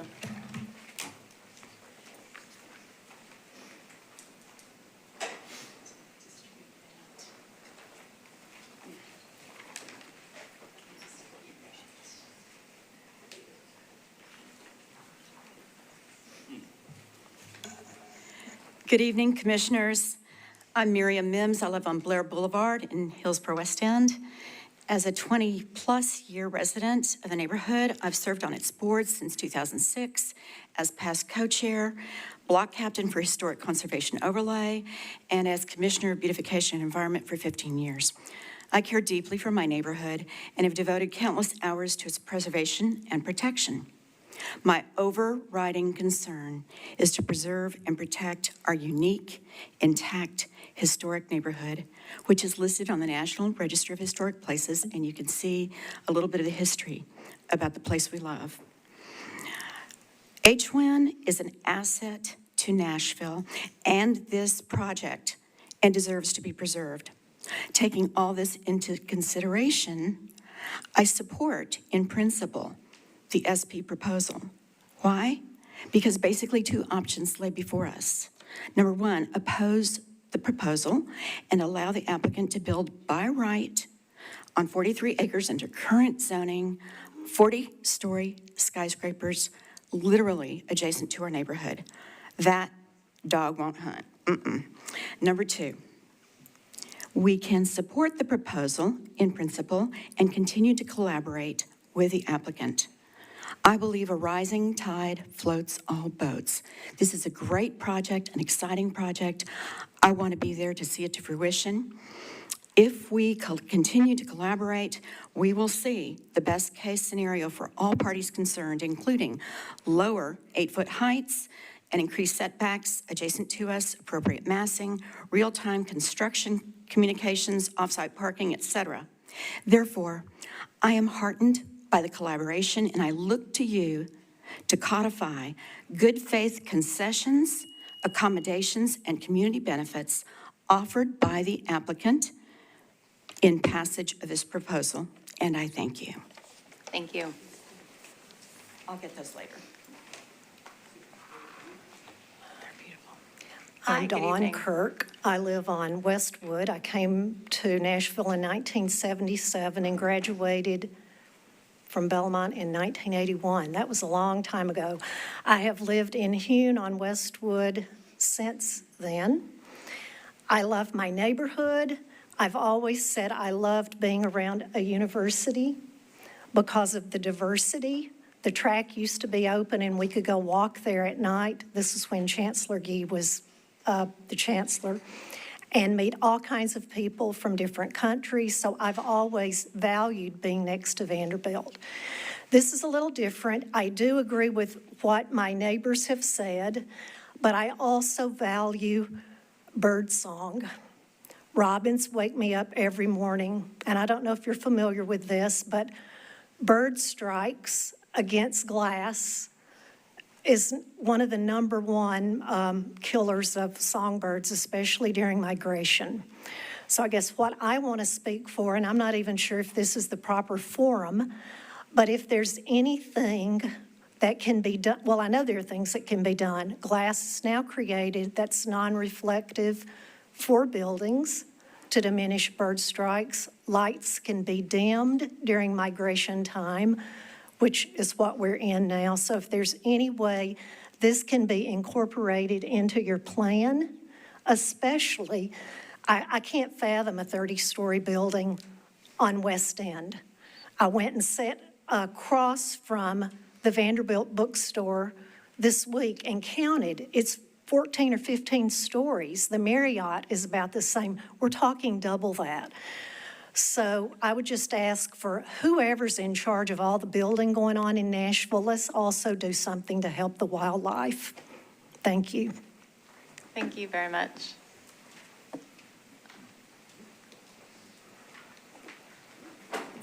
Good evening, Councilor Young. Good afternoon or evening. What time is it now? Thank you, commissioners, for your work. I have sat in these esteemed chairs, and I know how hard you work, and we appreciate what you do. And I also want to thank Vanderbilt for the extended engagement that we've had on this. They were kind enough to include me in some of those early kitchen table meetings. I'm Berkeley Allen. I'm a council member at large. I'm also a 25-plus year member of the Hillsborough West End Neighborhood Board, an almost 40-year resident of this Hillsborough West End neighborhood. And like everyone before me, I love our historic neighborhood. It is great to be next to a university. They have been good partners in so many ways, and we appreciate the work that they've done in preparing this SP. But I will just say, here's my prop. When I get to a notebook on a project instead of a folder, you know it's a very complicated project.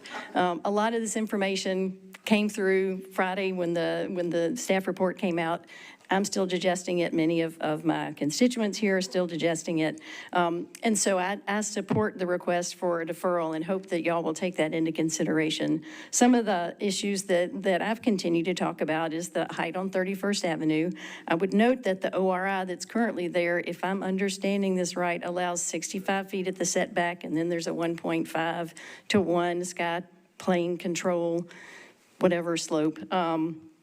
So yes, it could be taller.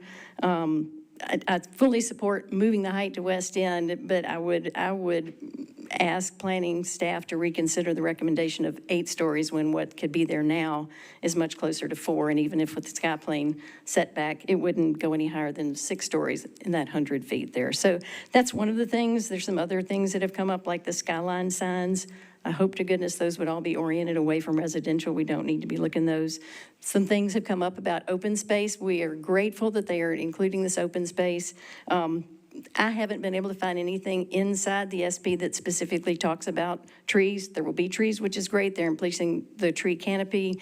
It's in a letter. I haven't seen it inside the SP. Maybe it's there. Maybe I just haven't dug deep enough, but I've read through the whole thing. So I believe there are still a lot of issues that we've talked about. We appreciate the changes that have been made, and we think that there may be a few more that we can engage in the good conversations that we've had. So I think the requested deferral could give us time to do that. And I would also ask in some of the course of the discussion if planning staff can remind us of how much changes can be made by the council member, or what types of changes can be made before an SP would have to come back to the Planning Commission. More restrictive, less restrictive, how much? That would be helpful to have that be part of the conversation in terms of deciding whether we can just move forward and let the council member make the changes or not. So thank you so much for your time and for the good work that's gone on. We think we just need a little bit more. Thank you. Thank you. I think we will let you go after they've had their moment to do the rebuttal. Councilman Cash. Oh, okay. I always get confused too. Yes. Is there anyone else here that would like to speak either for, in support or in opposition to this project? If not, the applicant, you have 2 minutes for your rebuttal. All right, thank you, and thank you for those thoughtful comments. I mean, I would say first, we hear you. I think we've been trying to demonstrate, we've been hearing from the neighborhood for many months. Regardless of whether we move on tonight or not, the work doesn't stop there. And we would be committed to meeting with you immediately to go through some of these things that you've asked just now. We get that the staff report came out not too long ago. We feel like a lot of things in are things that we've discussed, but if we need to do that more, we are happy to do it. And I hope you understand that. We've always been happy to sit down with you. I would say just a couple of things. We shared the massing of this project in June 25. We shared the building heights, block by block, and the road network in November of 2025. So we've been talking about it for quite some time. And after that, we had 6 public meetings. If community members feel there's more to discuss, again, we're just so happy to do that. And we will agree to any type of series of meetings that you need to get there. We are asking for 12%, a 12% increase in density. So it's fairly modest. And we think that the open space, the green space, the other amenities that we have here, they came from neighborhood impact, and they'll be there because that slight increase in density is how we're going to be able to get it there. So, we feel like the plan will greatly improve our shared neighborhood and beyond. And again, traffic calming has been something else we've discussed. We are fully ready to have a conversation as this moves to council about what those traffic calming measures, the studies and those resources look like. 100%. We'd be willing to sit down and talk about that tomorrow if that's what the community wants to do. So thank you very much. Thank you. Okay, now it's your turn, Councilman Cash. Thank you, and I appreciate all my neighbors coming out, and I really appreciate all that they said. We have been working on this for a while, but we're just recently kind of getting into the really nitty-gritties and specifics. I also want to add, I live, I think, closer than almost anybody who spoke except for the 2 folks at the Bristol. I live closer to this site than them and have lived there for 50 years. I know this neighborhood. It is I think somebody's talked about DNA. It is a part of my DNA. And am happy to keep working. We have had a lot of meetings, different, as I'm sure you know, at different stages, different people kind of become aware and engaged. And I think in the last couple of months, we've hit a pretty good, sizable number of people who are aware and chiming in. Friday was a big day in terms of the information that we got. We got the staff report, we got all the conditions to go through, and some of them are awesome. And we also got a document from Vanderbilt that said, here are the different things that we're gonna do and agree to. And there's, kind of confusion about what the overlap is between those 2 things and how much of it is, kind of ingrained in the conditions and how much of it is coming forward. I know, I agree with Councilmember Allen that I want to know, I don't want to have to come back, and I want to know what kinds of things, I kind of know what kind of things will keep us from coming back, but basically I want to make sure that the land use, the zoning stuff we really have under our belt, and we're ready to move forward on those things. I do know that at council there will still be work to do, and I'm ready to do that. see if I got a couple of other things. This is a regulatory SP for 43 acres, and that is, so it's not a site plan, and that kind of creates some uncertainty about things because we don't know what exactly it's going to look like. You know, we've got I know there's some great design standards in here, and I feel good. I mean, I think nobody said, oh, we think Vanderbilt's going to build something that looks awful. Nobody has said that. But however, it's still hard to visualize without some kind of a site plan. And so just kind of the more we can clear up uncertainties, the better.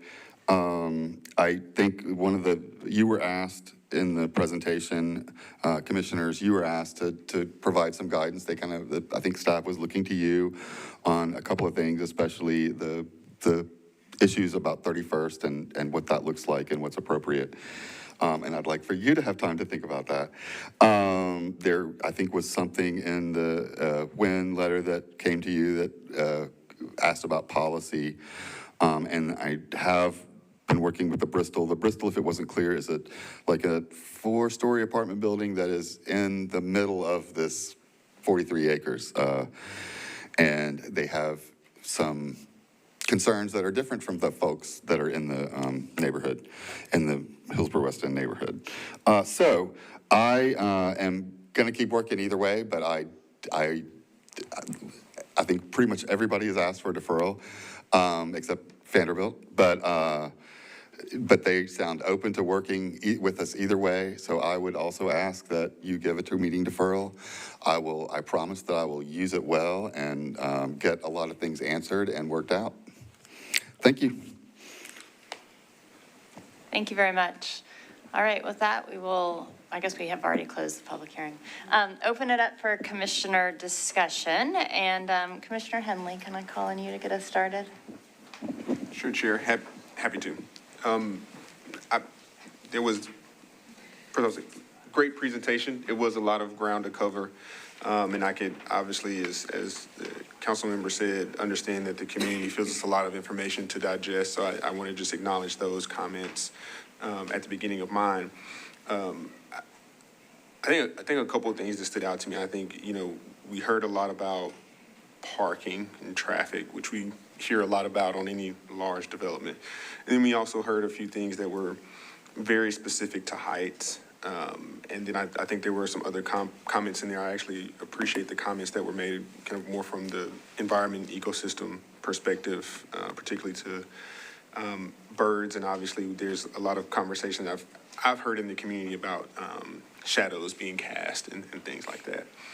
I will just say this, and being candid with everyone here, I mean, Vanderbilt has publicly rolled out information about the heights, several months ago. I know I follow things in land use and development a lot closer than others, but I remember seeing articles in the back end of last year. So while I respect the community coming and saying this new information, I think the heights have been out there. I think there's been more details, obviously, as things have evolved.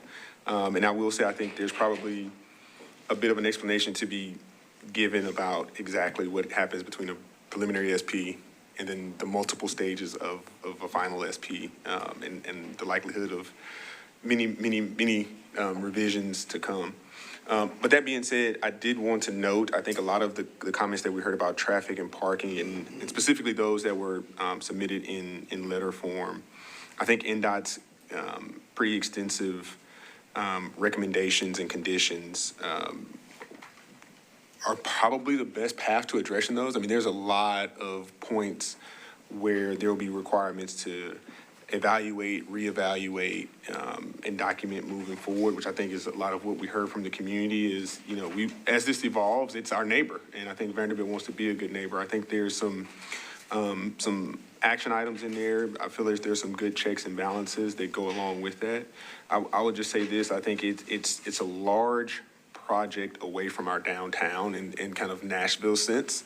And so I understand the consternation that's coming with it. I think hearing both community members and the applicant saying they want to keep working as well as being stewarded by the council member makes me feel really good about it.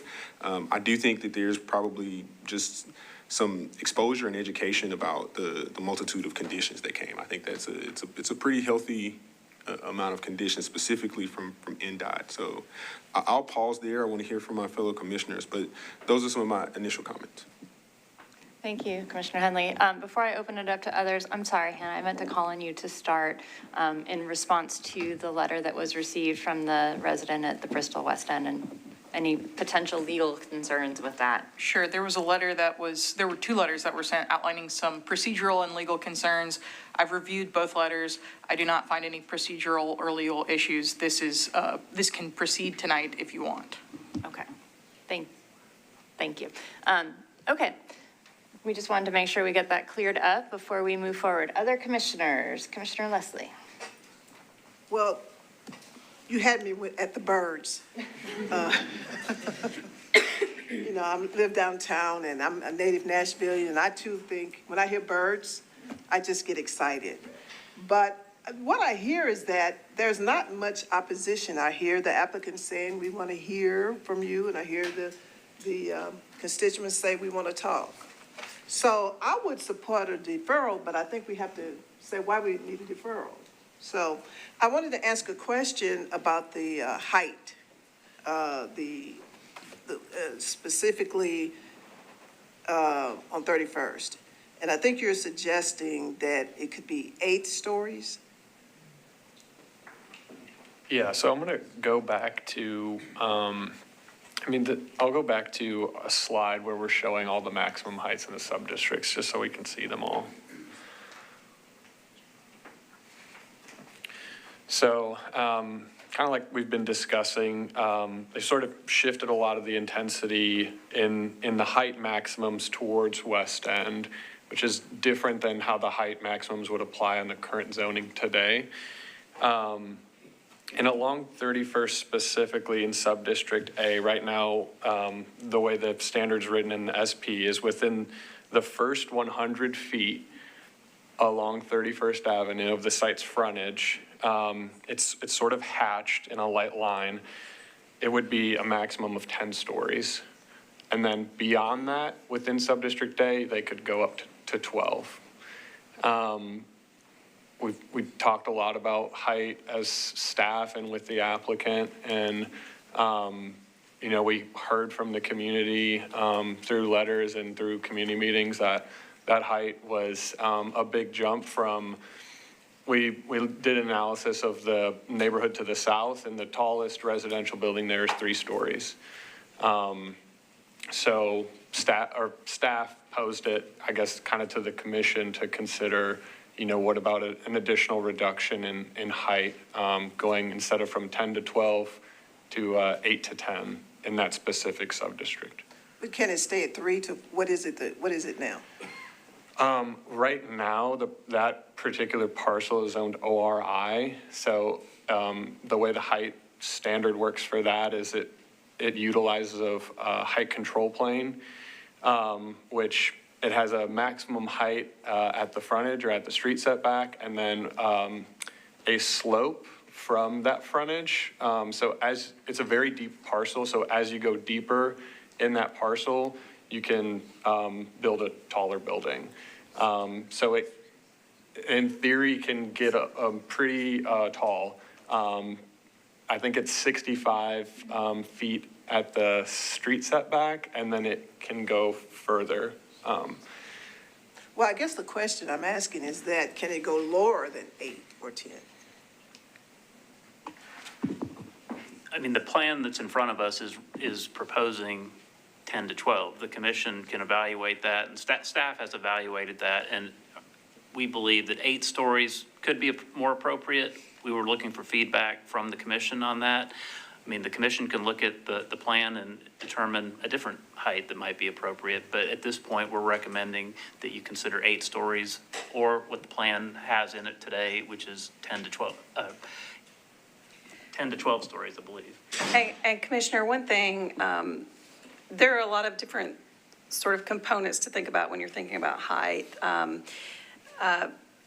There are improvements that are proposed along West End and that will sort of push buildings back a little bit farther, including some generous sidewalk widths, multi-use path, landscaping. And so when we're talking about 10, we're not talking about sort of right up against the street. The street section includes some generous landscaping and pedestrian paths that sort of will reduce the impact of the height along 31st, and then 31st is a relatively wide street as well. So those were some of the things that we took into consideration. We do, as staff, feel like that 10 to 12 could be appropriate, 8 to 10 could be appropriate, but we do think that the width of that height and the other improvements could support some height. And what about somebody addressed parking? Can that be addressed more, or can we look at that a little bit more detailed, or? So right now, because the use is the way they define them, it's very broad. We don't have specific square footages we're looking at. The plan does specifically say there will be no parking maximums and that parking can be shared across the site. And through our conversations and through the community discussions, we've heard a lot about parking and replacing the parking that is existing there. So the plan does have standards that do speak to that specifically. And parking will be able to be shared in the future. Tell me about the green space. Somebody suggested that it's 7%. Is it, she said it should be at least 35%. Is that correct, or is that where at that?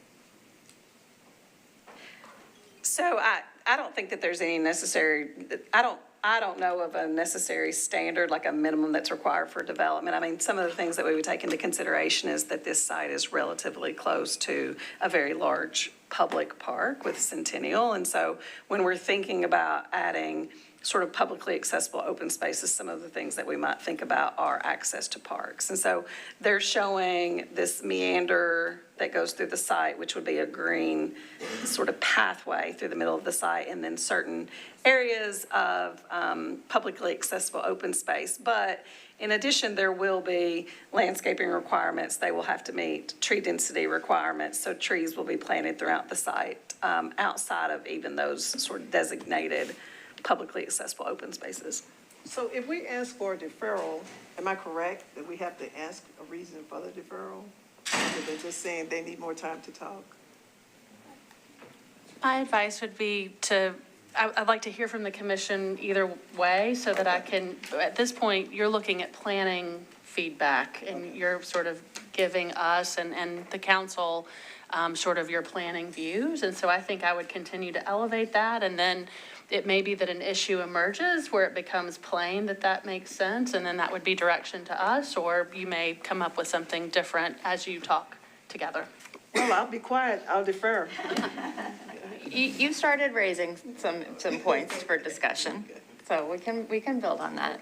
Other commissioner, I'll mix it up. I'll come back to you. Councilman Horton.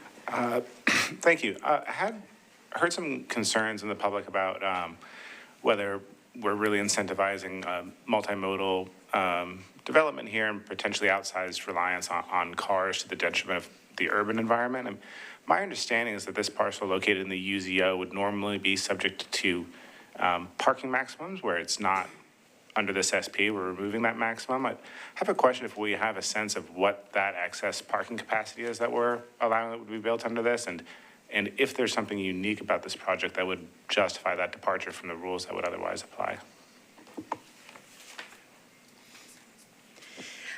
So you're correct. So right now, within the urban zoning overlay, there are parking maximums, which mean that there's certain ratios and you can only build up to a certain amount. And we had a lot of discussions internally and with the applicant team in regards to those maximums and whether or not that would be applicable. One of the things that can be a little bit challenging when you're thinking about sort of a district-wide approach like this is if one building comes in and they're wanting to build parking to share with another site, but that other site isn't coming in yet, you could run into some issues with parking maximums. And so not having a parking maximum may allow for a little bit more flexibility sort of across the site and allowing for shared parking as it's coming in. We did, we did look at and think about wanting it to be really strongly multimodal. Look at thinking about access controls, limiting potential conflict areas, having a good bit of the parking be underground, but all of the loading and there's standards for loading and access so that we can limit those potential conflicts and still encourage a really multimodal, strong neighborhood. Thank you. That makes a lot of sense. One other thought, I think, there's a clear need for more time on this project and the need for a deferral. I just question for consideration by the body is what purpose are we seeking a deferral for? And based on that, what is the appropriate body to defer it? I think if there's open questions for us to pose to planning staff, I think a deferral can be useful for that so we can, to give them time to find additional answers. If the deferral is for purposes of additional community engagement, I think the Metro Council is probably the more appropriate one than that rather than directing that to our planning staff. So just my initial thoughts on deferral and would be interested to hear what my colleagues think. Commissioner Dang. Thank you. I'm not sure if I have more, a point specifically about deferral, and some of my questions have previously been addressed.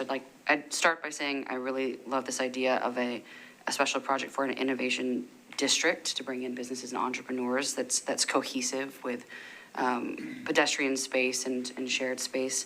I do share my commissioner's concern about the maximum height along 31st Avenue towards the one-story houses. I appreciate staff's, consideration recommendation of a 8-story height and 10-story setback. Though understanding that it's already zoned for essentially an allowable height that could much further surpass that. I don't know if I myself would want to limit their by right land use as it is currently zoned. But I do think I would support a staff's recommendation for looking at 8-story max height on the bottom. Commissioner Smith. Thank you. Could someone from planning help me out a little bit and just kind of walk me through? So this is regulatory SP, we're changing the zoning. And then there's a final site plan that will come before this body as well as Metro Council? Could you help me with that, not timeline, but process? Yes, if the preliminary SP goes through council, that's what's considered the rezoning.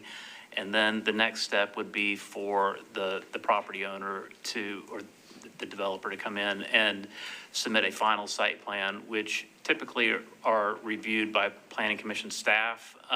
Those don't typically go to the planning commission if they meet all of the requirements in the SP. So those would be reviewed by NDOT, Metro Stormwater, Metro Water, Planning. All the reviewing agencies would review the final site plan, and they're basically a set of construction plans that would ensure compliance with the preliminary SP requirements. And once that plan is approved by the Planning Commission staff, then they would go on to Metro codes for building permits, and then planning also has a role in making sure that the building permit plans are consistent with the final site plans. Thank you. And there was a question, what kind of changes, how drastic do the changes have to be for it to get referred back to us if they change it to council?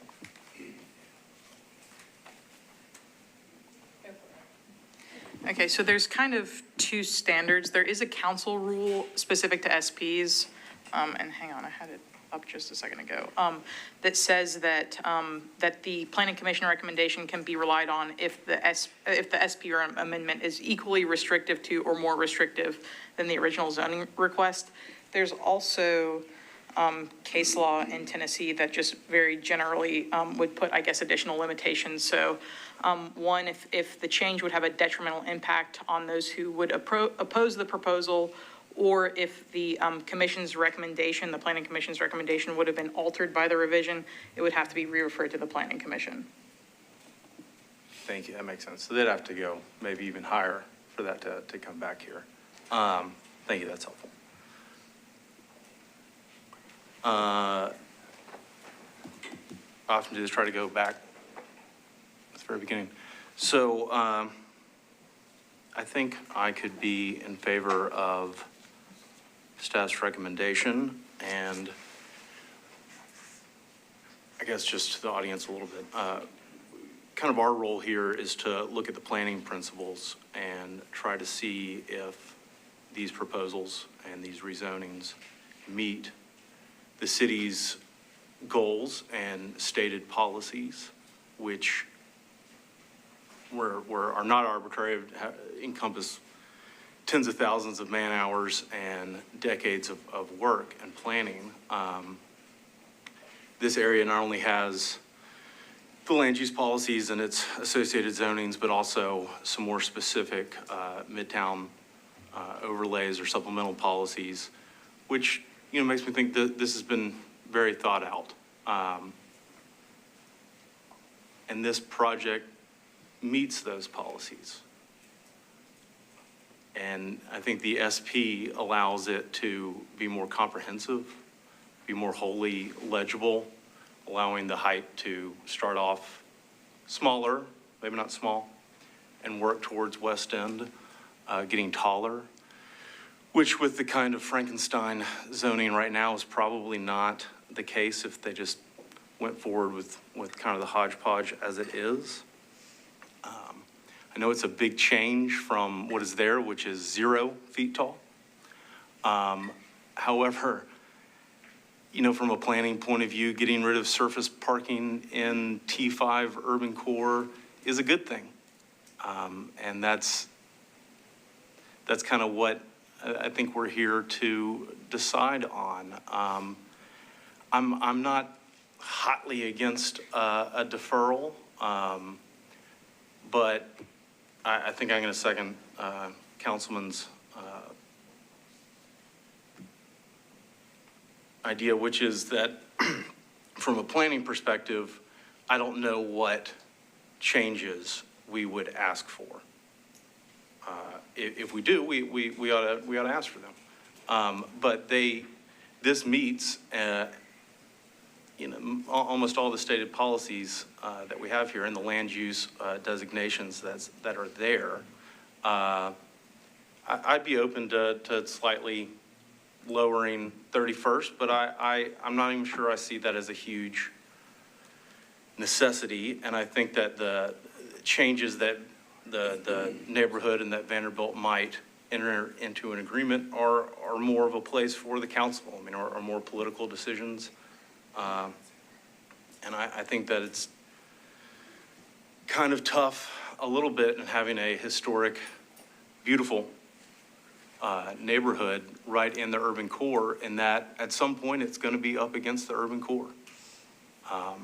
And that is tough for the historic neighborhood as well as the urban core.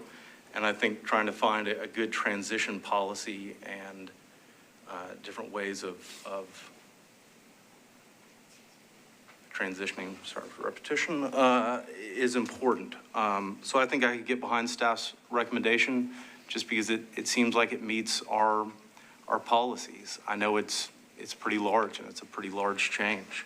But I think the idea of an innovation center and village is a good one. I would really encourage the applicant to meet with the Bristol community, as they are totally boxed in, and just to maybe allay some concerns or hear their specific ones. I know there was one on a road, making sure they still have good access, and that I'm sure that's been thought of, but some more touch there would probably be good. And I think that's where I am, but I want to listen more.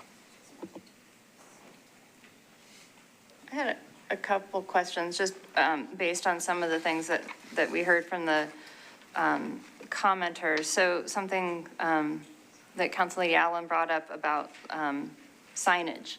When does that something like that get figured out and addressed? Because I think that's a important thing to think about as you abut a residential area. Does that come in the final site plan? Yeah, so the final signage we'll review against the standards in the preliminary SP once the time of the final SP comes for an individual building. I think the council member did mention about something about signage, skyline signage facing the neighborhood. And the SP does have a specific standard that says no skyline signs allowed on frontage along 31st Avenue. So we had thought about that particular facade and how that would face the neighborhood, and we were intentional about including that. Great.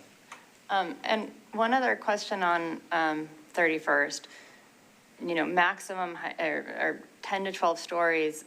Are there things that would come in when the final site SP comes in that could kind of break up the massing of that? Or are those conditions in the SP? Because I think, you know, if that's a wall, a 10-foot wall there, that's going to feel really imposing. But if it's got some green space between the buildings. Yeah, so right now that parcel is, it's kind of the triangle that includes all of portion A and B. It's all one big property right now, and it's serves as a parking lot. The proposed street network, you know, kind of creates a block structure that isn't there right now. We also have a standard in the SP for maximum podium lengths, so that will make sure that we don't have these super long facades. We also have standards in there for active ground floor uses so that there's like habitable space. You're not going to be, there won't be like a large blank wall that's not activated along the street level. There's articulation requirements, glazing requirements, yeah, those are things that, you know, was really intentional about 31st and how that frontage really like faces the existing neighborhood, because we understood that it was surface parking right now. So I know I'm not technically I'm supposed to go with the rule, but I would just put out there for thought from the commission that while, you know, it does sound like from a planning perspective, this has done a really good job of trying to, you know, meet the policy needs. But I think what folks were saying is they've only had 3 or 4 days to digest all of the conditions, and, you know, giving them some time to at least go through that and see, you know, are there other specific things that need to be addressed, or are there questions answered by having a chance to look through the conditions and better understand that.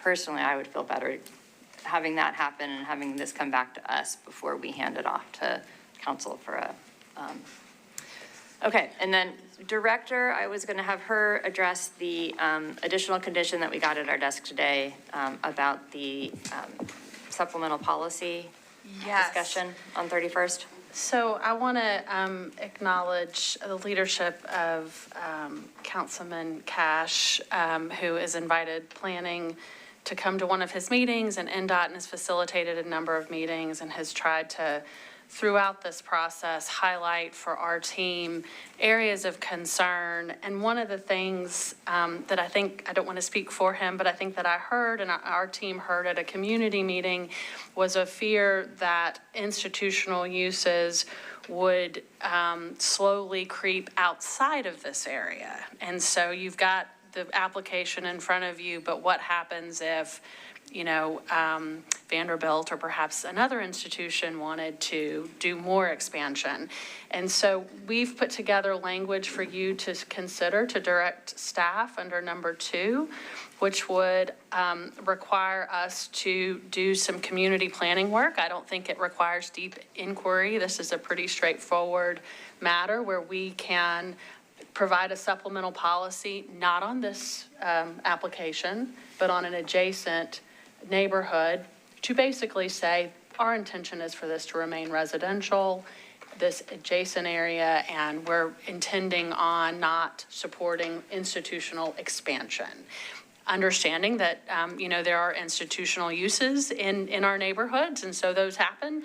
But I hope that this is a way to reassure the community that we're listening, and there are a lot of different ways to ensure that our current neighborhoods remain residential. And so we're committed to this process. We can do it, but if the commission can give us that guidance, we can do it, you know, outside of your review of this SP and hopefully address something that I understood was a real issue. So I'd ask for your support in that.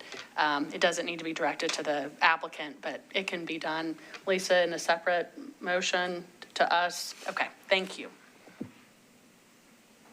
Can that be part of the deferral to directing the, is that something different? I don't think we're going to work with you. You know, you're going to tell me. I think, Yeah. well, no, seriously, I think.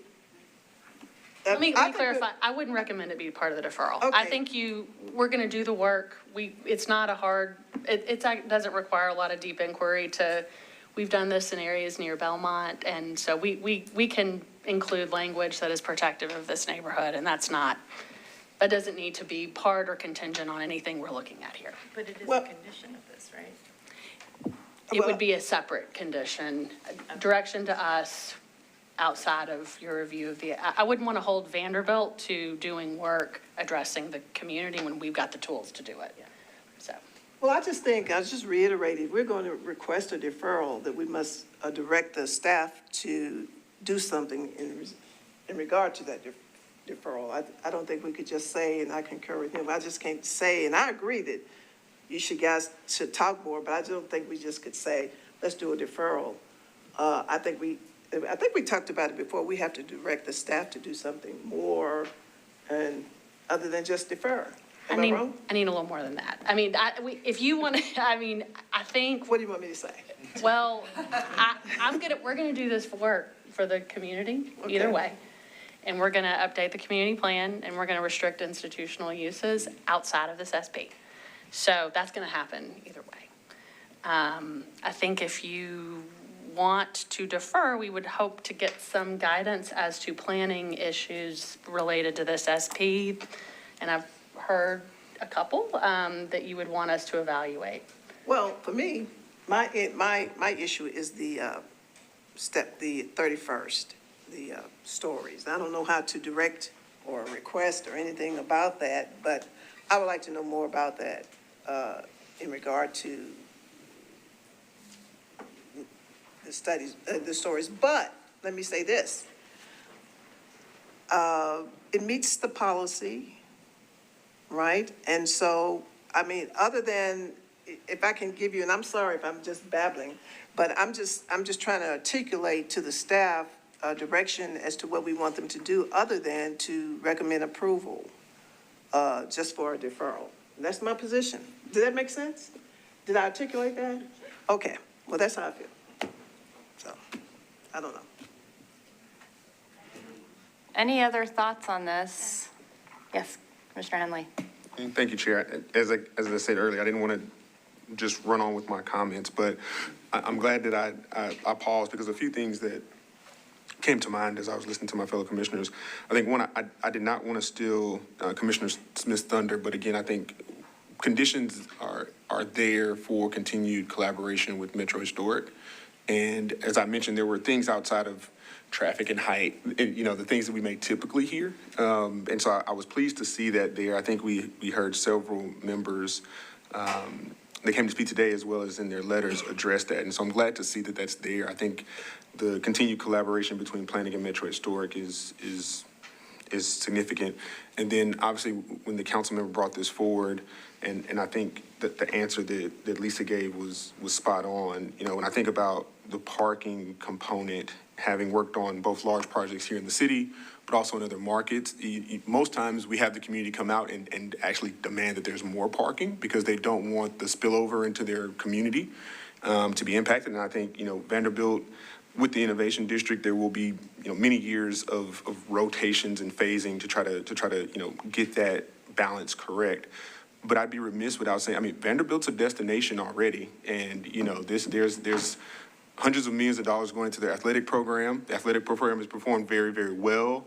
We want you to continue to do that, which means there'll be a lot of people that will eventually, you know, take multimodal forms of transit, but will also be coming in cars. And so not wanting to overly restrict the performance of those venues in that manner.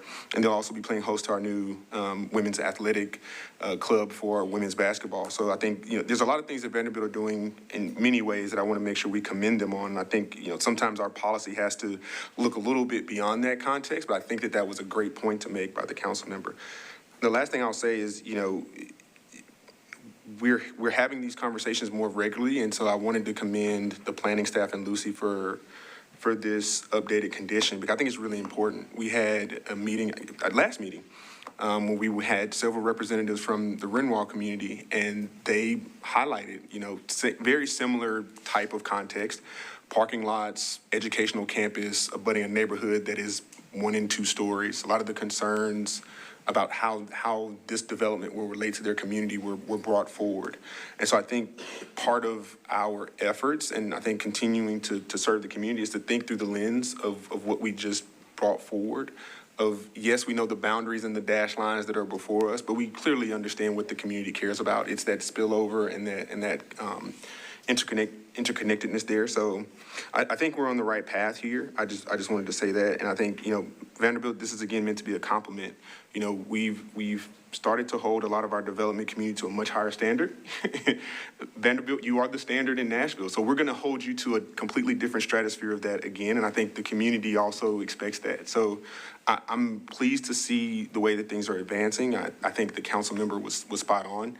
This is one of those stewardships that has to keep going and keep going. It seems like you've already addressed that. So again, I'm inclined to support it. I think there's been a lot of thoughtfulness that's gone into the considerations and conditions. I think no one sees this as, a motion or a step today that is any way, form, or fashion skipping or advancing this process any faster. It's going to take a lot of time. I think everyone involved knows that.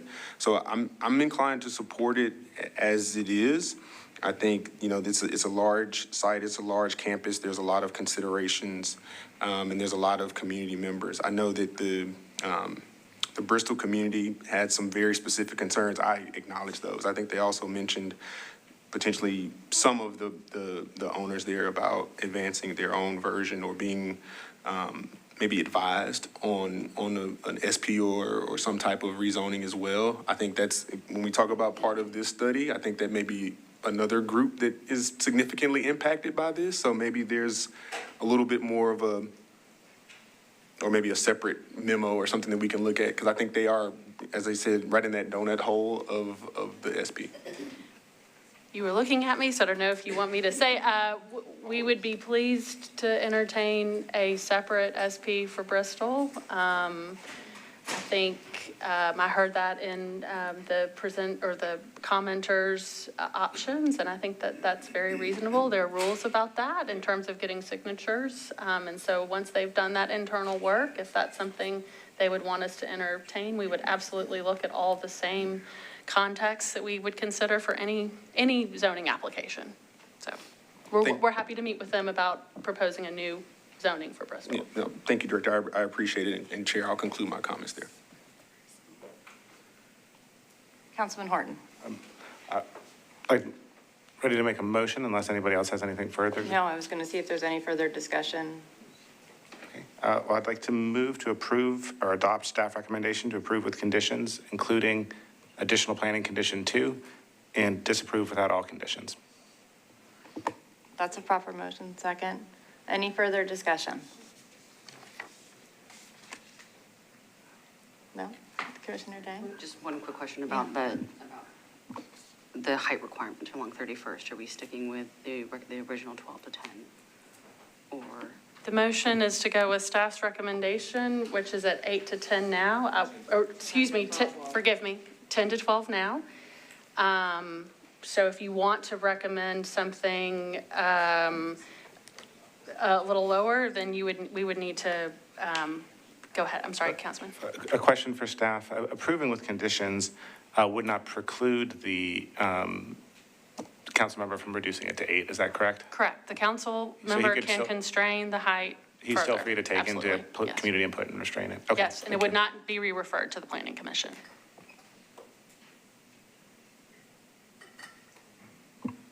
I think I will leave the decision up to the council member. Okay. Any further discussion? Yeah, we have a motion on the table. Yeah. If not, yes. If not, all in favor, say aye. Aye. Any opposed? Motion carries. All right. Oh, I'm sorry. We need to take a step back. Commissioner Horton, we need to do separate votes on item 9A and 9B. So can we take a step back? Yes. I would also like to make a motion for motion for item 9B to adopt staff recommendation to approve. I guess we just approve on this one because the other one was already been approved. So moved. Any further discussion? Not, all in favor, say aye. Any opposed? Motion carries. Lisa, do you recommend a motion so there's a clear path on the additional community plans work? I'd like there to be reassurance on the record that we're going to do that. Councilmember Horton did note that in Forgive his, me, in Councilmember. his, Thank you. as number 2, so I think we're covered. Yep. All right, forgive me, thank you. Thank you. Thank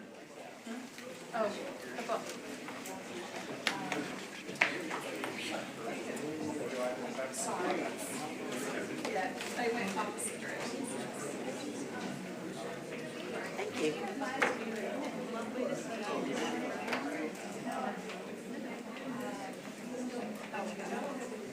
There is,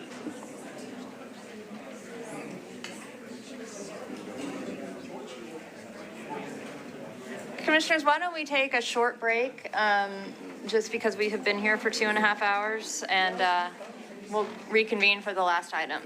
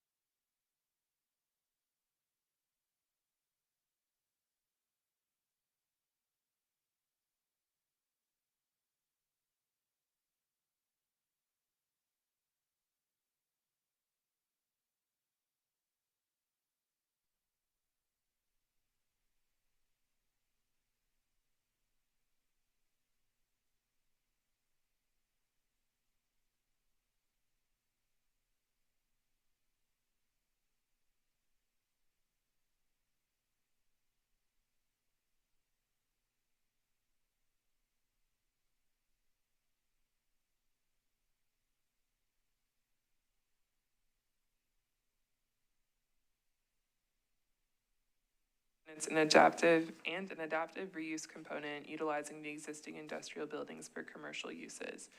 The site consists of one parcel in the nation's neighborhood totaling approximately 8 acres and is bounded by California on the northeast and 60th Avenue North on the northwest. The multifamily developments to the northeast, east, and south are zoned SP as part of the 2025 Nation's Rezoning and Urban Design Overlay. The site across California Avenue was rezoned to MULA, which you can kind of see at the top of the screen there. And then, it has been developed with non-residential uses. And the properties across 60th Avenue North were rezoned to RM40 ANS as part of the UDO adoption rezoning. The UDO was not applied to any property that was zoned SP. There are a couple policies on the site. T4 Urban Neighborhood Maintenance, which is intended to maintain the general character of existing urban residential neighborhoods, and a small portion of a conservation policy, which is intended to preserve environmentally sensitive features through protection and remediation.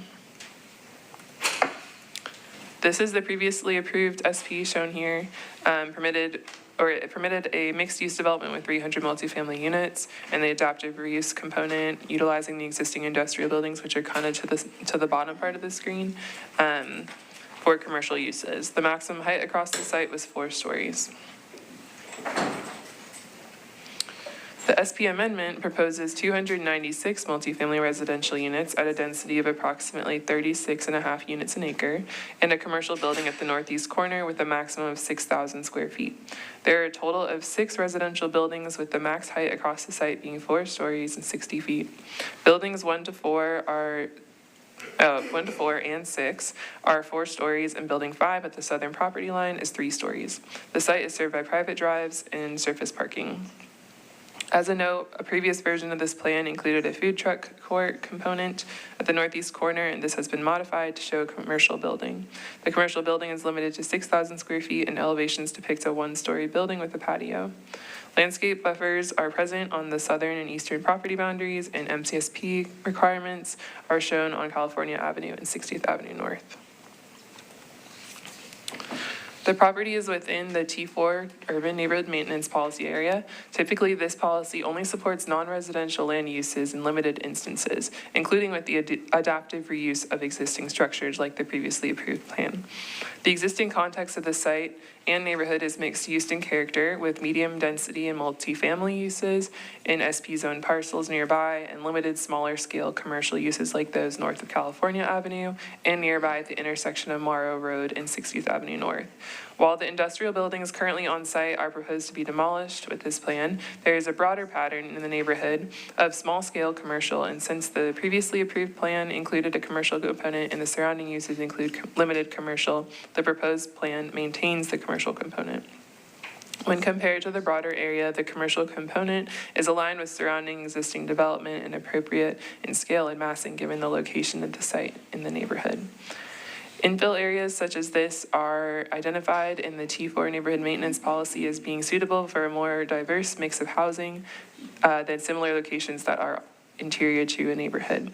The proposed stack flats introduce a moderately high level of density on the large site while adding to the diversity of unit types found in urban neighborhoods. The buildings proposed line the street frontages, which is appropriate in an urban neighborhood context, where shallow setbacks and screened parking internal to the site are encouraged. Local road requirements are proposed to be met along both street frontages. Internal sidewalks connect to the ones proposed on those frontages as well, and contribute to the overall connectivity of the sidewalk network in the area by filling in existing gaps in pedestrian connections. Finally, the landscape buffers provided on the southern and eastern property boundaries align with policy guidance as they act as a formal buffering and screening between existing development and the proposed new development. As such, staff recommends approval with conditions and disapproval without all conditions. Thank you very much. Is the applicant in the room? You're welcome to come forward. Thank you. Doug Sloan, I represent the applicant. This is a change, obviously, from the previous SP that was approved, and a couple of the highlights that I'd like to point out. But before I get to that, I want to thank the staff. It's been very helpful with us as we work through this, and councilmen and the community. We've had several meetings with the community on these changes. The first ones I want to point out are along 60th. These are all walk-up units that face the street there. Each one of those walk-up units have sort of a courtyard that's fenced off in front of each one of well, right at the street as it meets the sidewalk. And that's for each one of these units or buildings as they go along 60th. Also, one of the large changes that occurred was in, I think that's building G, that's on the far eastern edge. In the previous design that was shown earlier, you may have noted that the massing was right against the property line, the shared property line with the units to the east. And what we've done is articulate that building away from that property line so that it doesn't have that same impact that it had before on those units to the east. As you can see, there are some condominium units to the east there, and the previous design had the massing right along that shared property line. Through conversations with the community, it's been expressed that they did want some commercial activity to remain on the site. And so we've discussed several different iterations and ended up with the commercial space there, with this California is there on the north end. We're happy to be able to go ahead and put all the infrastructure in. We'll have the water, the sewer, stormwater, and everything necessary to complete that. And immediately begin looking for a tenant where we can build that to suit, hopefully.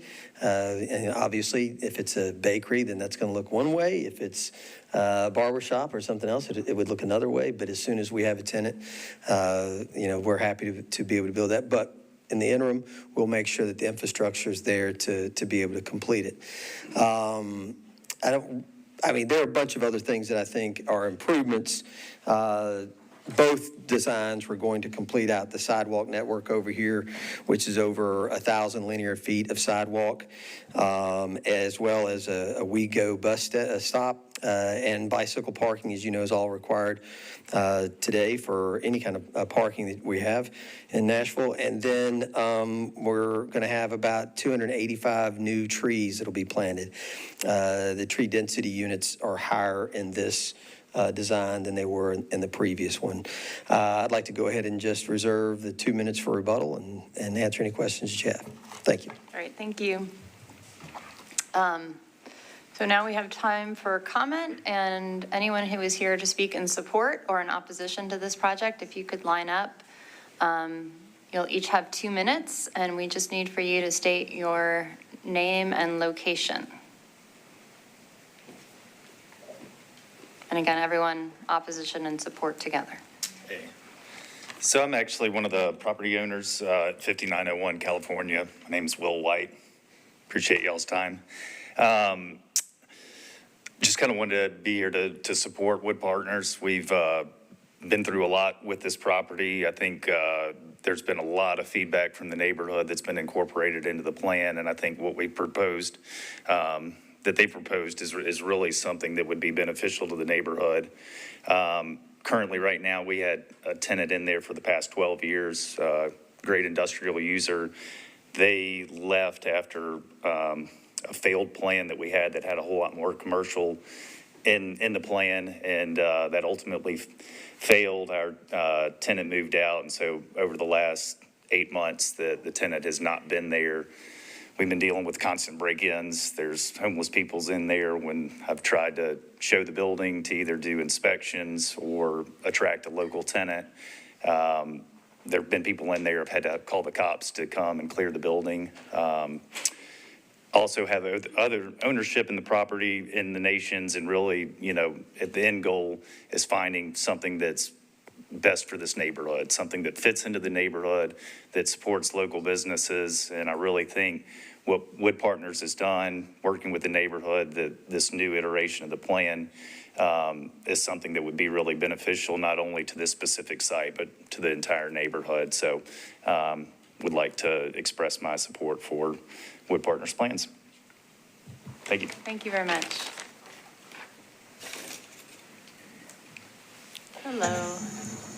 Good afternoon. I'm Chris Rimke, and most of you know me. And Doug, you did a great job, but I'm going to kind of come at it from a different direction. I think that we're really missing a super opportunity to understand this site. This site and what this neighborhood has really been asking for is for it to be a mixed-use site, for it to contribute to a walkable community, to it to have the things that the 2015 Next Plan envisioned. This is an apartment complex project. You know, I don't know what's right. There's a 3,800 square foot plan running around. There's a max out at 6,000. But if you really look at the definitions in the general plan, this does not comply. So I don't think it's general plan compliant. I think it's an a la carte use of part of the UDO that's not applied to this site. So I'm going to close by just really quickly reading the technical issues and the concerns. And that is today, this potential for a great community hub has another big wall of buildings on it, just like they do on the other side of Centennial. It doesn't belong in this interior site. This is an interior site. This is not a site that really is a community center. That said, it's a gigantic leap to then take up to 60 feet and a bonus when everything around it is at most 35 or 40 feet. Most of them are 2 stories. That said, we've got, this compromised walkability. We've got token commercial. We've got what's definitely a violation. Even the housing and infrastructure study says these 60-foot buildings in the matrix says is likely not applicable to interior urban neighborhoods. That's in your own new study. Next door, you've got this looming pilot study that tells you it's going to take $40 million to fix it. I don't know when that's going to become the next NES project, but it's coming. So our challenge is for you guys to reject this and elevate this place to be a project in. Thank you. Okay, Thank you very much. Hello, good evening. Hi, my name is Lauren Magley, and I just want to apologize in advance if I get emotional, because I am emotional about this parcel. I live on California Avenue, right beside this parcel. I have lived there for 10 years. I've lived in 2 different houses on this street. I walk to this building every single day. I drive past it every single day. I've never seen any unhoused individuals hanging out around there. Of course, I haven't been inside the building. This piece of land is so special. There is nothing else like it in the nations. It provides the perfect opportunity for us to implement Mr. Horton's plan of a diversity of housing types. 2 things that we know for sure, I think everyone in this room can agree on. 2 things we know the nations has is tall skinnies and large-scale apartment complexes. What we are missing is the middle, and this being in the middle of the neighborhood presents the best opportunity, and instead we are selling it out to the highest bidder. We're just the little people here. We are not a billion-dollar developer. Wood Partners, the largest developer in Nashville, the 3rd largest developer in the country. We don't have hundreds of thousands of dollars to hire the strategy group to get influence. Mr. Horton's own article, he referenced on his website, he asked the developer representative. That is Zach Hunt from the strategy group. I think we've got all members of the strategy group here tonight. Even when it comes down to the letters of the support. If you look at the document properties, the author, it's Sarah Kirkham. She's in the room today. She works also for the lobbyists that Wood Partners hired. This is pay to play. We're just the people. This is our community. We live here. Please. I mean, do the people's opinion matter at all to anyone? Thank you very much. Good evening. Hi, I'm Rachel Gladstone, and I'm really unhappy to be here tonight. I appreciate what you all say you're trying to do about our city, but the Nations is the most dense neighborhood in the city. The closest bus stop from here is a mile away. There are 150 parking spots not accounted for in an area that's already jammed with cars where tractor trailers come and go full of gas. We're across from the biggest pipeline in the southeast and a gas field. And you just keep wanting to build and build. We voted as a neighborhood per Rollin bringing the developer 3 times. We voted to oppose. Doesn't matter. Doesn't matter. I'm an individual. I'm not in the government. I don't have big connections. I have lived in this neighborhood 25 years. I've watched the trees be cut down. I've watched every square inch built. And now you want to put apartments where our council member promised no large-scale apartments in the interior. He promised mixed use. He promised walkability. That was what got the RM40, which you all approved. And now we have this. This developer first promised us a gravel parking lot where we could put trucks. We didn't want them, food trucks. Now they're saying they're going to build something out. They're not going to pay for that. That's what they just said. It's for the person that they possibly lease to that maybe they'll build a building. Talk about vandalism. Is there going to be an empty shell there that's going to be vandalized? What is going on? I don't understand it. We don't want 60-foot towers in the middle of our residential neighborhood. They don't belong. And I want you to please not approve this. Thank you. Thank you. Good evening. Good evening. I'm David Baird. I have a business and own property in the Nations for the past 11 years. I'm also one of the co-chairs of the Planning and Zoning Committee of the Neighborhood Association, the Nations Neighborhood Association. We've had 3 meetings over the past couple of months where the developer presented and described the project here and how it was different from the original. One of the things that's drastically different about this one than the original had about 100,000 square feet of, 50,000 square feet of adaptive reuse commercial, and that was completely gone from the original plan. And the neighbors kept asking for that, and right now, what's been proposed is a 6,000 square foot area for commercial. And the Neighborhood Association received a more detailed site plan and an elevation of a building that got emailed out to the members, and were asked to look at it, and if they changed their mind for supporting or not supporting the plan, please email you folks. So the Nations neighborhood had a vote. There were 36 people. 28 people opposed and 15 people for the development. And then as of this afternoon in the public comments, there were 36 letters opposed and 26 for. So that equals about 64 against and 41 opposed. It's the same percentage. The 60% of people are opposed to the project. And I know we've asked for deferment before. We're going to ask for deferment again. Thank you. Thank you. Anyone else wishing to speak on this project? If not, you will have 2 minutes for your rebuttal. Yes, thank you. And the comments about an empty shell are part of our concern too. It's one of the reasons that we want to do that is a build to suit whoever it is that we're able to get in there. Right now, within a mile distance of this property, there are over 100,000 square feet of empty retail and commercial space. I think the community's done an excellent job of creating a mixed-use community. If you haven't visited over there, I encourage you to. There are a lot of great restaurants and retail places to visit that are walking distance from this area.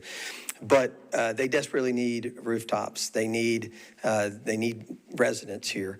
And so that's one of the reasons that it's difficult to be able to do the conversion that was originally hoped for. It has historically been an industrial use here. It was basically an industrial warehouse use where delivery trucks, both dropping off materials and then doing the deliveries around town came from. This design actually will produce 30% fewer trips per day than the previous design. It's actually approved today and will remove the truck traffic that currently exists in the middle of this community. A couple other things that I wanted to address that were brought up is that we've stated that this design here has 530,000 gross square feet for this plan. So it's not moving. That's exactly what it is. And the 60-foot maximum height is actually part of what the UDO is that surrounds this property, and that was what was approved as part of that UDO. If you have any questions, we've got obviously the group not only that's going to build it, but the ownership as well. Thank you. Thank you. We'll declare the public hearing closed. And Councilman, given this is your dual role now. Thank you, Chair or Vice Chair. This is one that we've had, as you heard, a couple meetings about already as a neighborhood, I think 3 so far. As you heard the applicant state, the original proposer here, which we were all very excited for, I live right by this as well on New York Avenue, included 50,000 square feet of commercial space. We were all super excited about that. Would love to have the bars and restaurants right at this location. So obviously disappointed that that's no longer part of the proposal. I think all of us want more commercial space in the neighborhood. Disappointed that the original developer didn't deliver on that. We've entertained a couple other developers who were thinking about coming into it. None of them were able to make the original 50,000 square feet work from a financial perspective. After this development, it originally came in, did not include any commercial space. The neighborhood did not want that. The second proposal was a picnic area, which it could accommodate food trucks. The neighborhood also formally took a vote against that. Since then, the developer has come back now with this brick and mortar place, which we've not had the opportunity to have a community meeting about yet since they've proposed it. I think this is a tough one. I think none of us want this to revert or stay industrial or stay vacant as it is now. It's become a safety risk to the neighborhood. There's unhoused individuals there. There's been several police calls to the location. So everyone wants the truck traffic gone. Everyone wants the unhoused issue or crime issues that are a part of this gone. And we all want commercial. We want to get the maximum amount of commercial that we can actually get at this spot. So it's a challenge we face. I think if we do approve this, I think it's important that include a requirement for a brick and mortar spot, not the version of this that the neighborhood formally rejected. So those are my thoughts on it now to make sure that we're implementing the neighborhood's goals on this while also adhering to what's good policy for this. So would welcome the other commissioners' thoughts as well. Thank you. Others with comments? Commissioner Smith? Yeah. It's interesting. It does seem like the loss of commercial seems like a particular bugaboo. Just kind of on my dual role as a historic commissioner, was any thought given to trying to keep some of the adaptive reuse? I know it's not a protected building, but as far as the commercial areas, was that at all possible or evaluated? Please. Yeah. Andrew Steffens, represent the developer Wood Partners. Yeah, certainly, Commissioner Smith. Thanks, everybody, for your time this late at night, too. But so the original plan, which I worked on, included the adaptive reuse. The reason, I mean, nothing would make me happier than to have that have been built and developed and full of commercial uses. The problem is, it was never going to happen that way. It was never going to fill up. And the deal was not feasible because of that part of the project. The building now is in too poor of shape. All the copper's been stripped out. All the mechanical systems have been destroyed by homeless or vagrants or thieves. So it's not viable to do that now. It wasn't viable when the building was in good shape, and it's certainly not viable now. And really from an investment standpoint, not my investment, but a bank that would fund this or an equity group that wants to come in, all they have to do is say, and this is what they do say, is, well, why is there so much vacant commercial in the nations already? Why would we build more? So we can't do that. That project doesn't get off the ground, and this site just goes back to, I guess, an industrial use because the commercial just doesn't work in this. It's so buried in the middle of the neighborhood that it doesn't appear feasible to the financiers. Thank you. One more, and this kind of for staff. I guess at some point, what is the policy support as far as maybe like amount of commercial? Would a 50,000 square foot commercial still be, I may be throwing one out of left field at you. Would that still be without the adaptive reuse, would that be something that was still supported by the land use policy, do you think? Or? The policy is neighborhood maintenance, and so those wouldn't support any non-residential uses. When we were looking at this, we kind of looked at the area and also what was previously approved and saw that there was some commercial there. And there's also kind of varied uses in the area that having a commercial component as part of this plan kind of made sense in the sense that it's smaller. Do you want to speak to the size of it at all? I think that's probably. No, I mean, I think what she said is correct. This had sort of an evolution from the original industrial building to when we first saw the original SP plan, even though it was neighborhood maintenance policy, we looked at the existing building and thought it could be a good thing to adaptively reuse that building and to allow some level of commercial if they adaptively reuse that building. And so that's kind of how we recommended the original amount of commercial, because it was going from industrial, that was previously industrial. We felt like that was it made sense to do that. Now, if the building is not going to be there, that was a little bit more of a struggle for us to say commercial is allowed in neighborhood maintenance, but we looked at the surrounding area. There is some commercial directly adjacent to this. The previous plan had commercial, and so we felt this small amount of commercial could fit into that neighborhood, even though the policy really doesn't allow any commercial uses. But because of the history of this property, we felt like that made sense. I hear you. I thank you. I think that's a good use of discretion, since it seems like commercial is something the neighborhood clearly wants. I'll finish up. I think I'm inclined to support the recommendation. I think the other project is a little more ambitious, but it's not something I can impose on anyone. I think it still meets the policy, even if it's a fair bit different. And I'm bummed about the industrial building. But I am glad that we are getting more housing stock and out of the industrial in this maintenance or neighborhood maintenance area. So, thank you. We agree. We would have preferred the adaptive reuse. I mean, that's something we are really interested in pursuing in the city, and we're working through a variety of parts of the city that have different fabrics. Some of it's protected and some of it's not. And so, sorry, go ahead. Well, I thank you. I hope the word gets out that adaptive reuse and stuff like that might get you a little bit of favorable viewing at the planning department above and beyond what even land use might be. If that's no longer an option, I think the scale back makes more sense. So, thank you. Other commissioners have thoughts on this one? Commissioner Henley?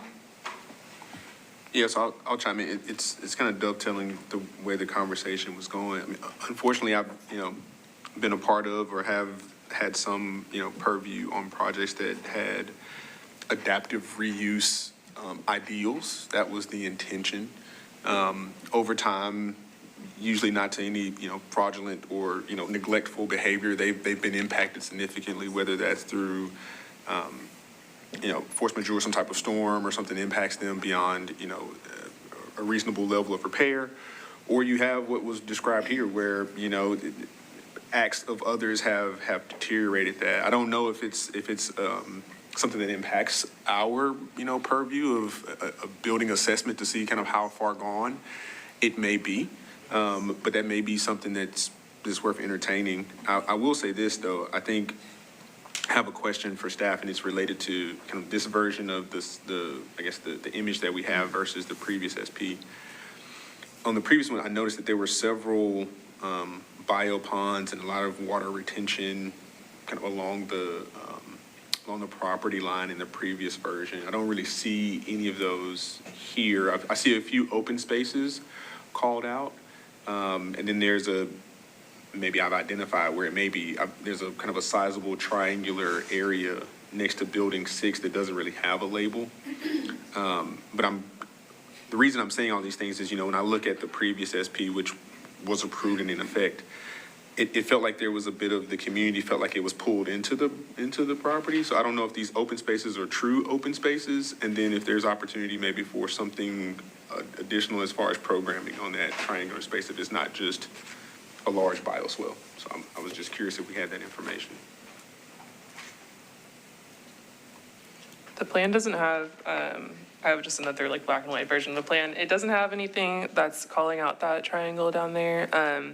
But in terms of like stormwater and bioretention, they're at final site plan, they'll still have to meet all of those regulations by stormwater, or that stormwater has. So those would be addressed then with more detailed drawings and construction drawings.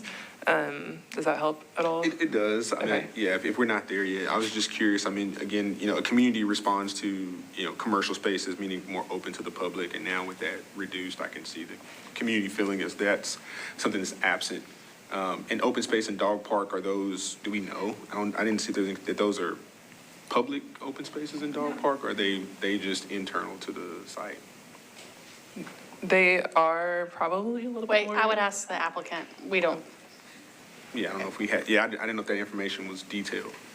I'll mention that we did propose the open space now where the commercial building sits. So, our plan there was to program a food truck court. So, an area that's landscaped with cafe lights and seating, and for us as the developer to program and work with food trucks to come in. That was actually shot down by the neighborhood in trade for the commercial building, which we think will,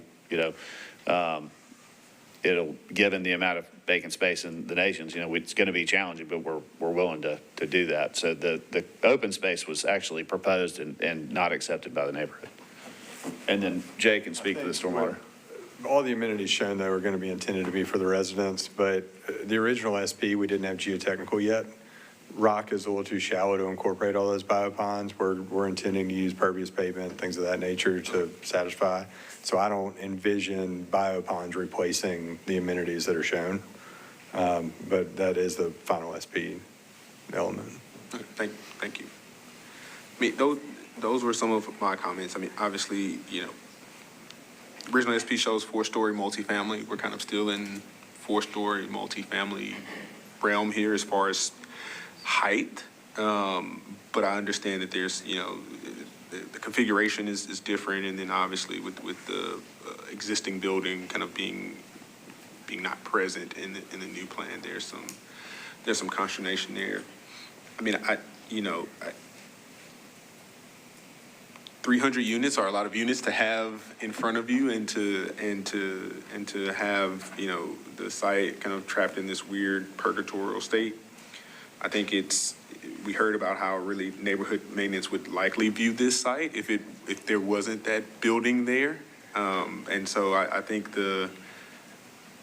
from a planning perspective, this level of density and this type of use make a lot of sense. I think, is there opportunities for further engagement to really figure out how to create some entry point or dynamic relationship to the surrounding community? Yes. It seems like those conversations are happening. There's maybe not a resolution just yet. I mean, our council member is here. It seems like there's been some dialogue about it, and that this is maybe option number 3.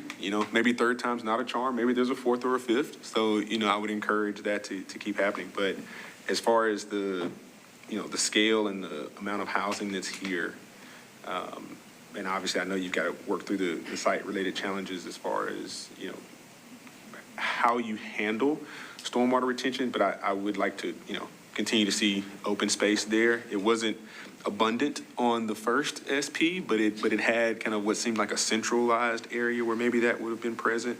So I would just encourage that to be a focus as well going forward. Thank you. Other comments? I had a quick question for staff. So if we were not looking at the previous SP, if this was just coming in the first time around, and this was a neighborhood maintenance policy, would we say that this development was consistent with neighborhood maintenance?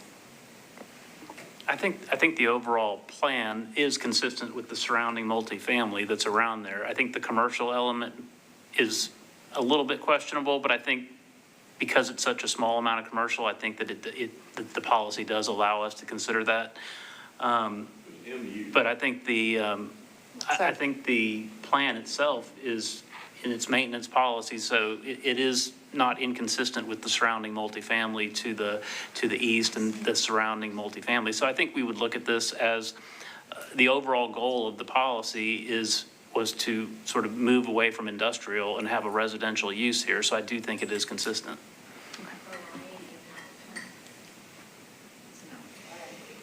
Well, if there's no further discussion, yeah.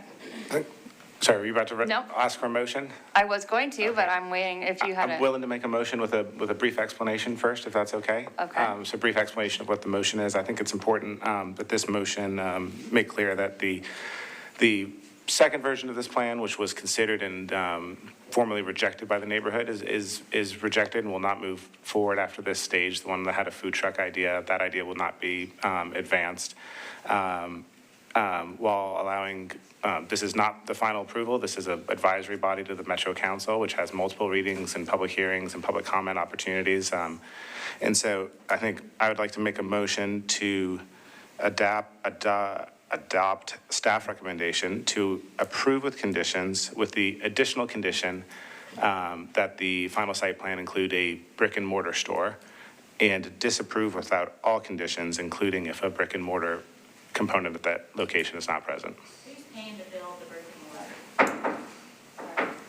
That's what we're public hearing. That is a proper motion. Do we have a second? Any discussion? If not, all in favor say aye. Any opposed? Motion carries. Okay. So that brings us to the end of our items for hearing tonight. We are on to item I, which is other business. And we will start with historic. No huge update yet, though I think we are inching closer to taking a look at the guidelines and making sure that we are still interpreting them correctly and reasonably. Can we ask that you take a conversation out into the hallway? Can we ask that you take this, thank you. But that is in the future and probably inching along. And then I did have one question for staff. What's the status of the Green Hills East Conservation Overlay that was kind of expecting before then, saw it today and was withdrawn. Is that still happening, or is that still moving forward? Councilmember Prepty did ask that that be withdrawn. I believe he has, wants to move forward with some additional work with that community in advance of any additional filings. Good. I think that's the end of my update. Okay, thank you. Commissioner Henley, anything for you with parks? No major update, just they never know that, there was very successful Earth Day activities.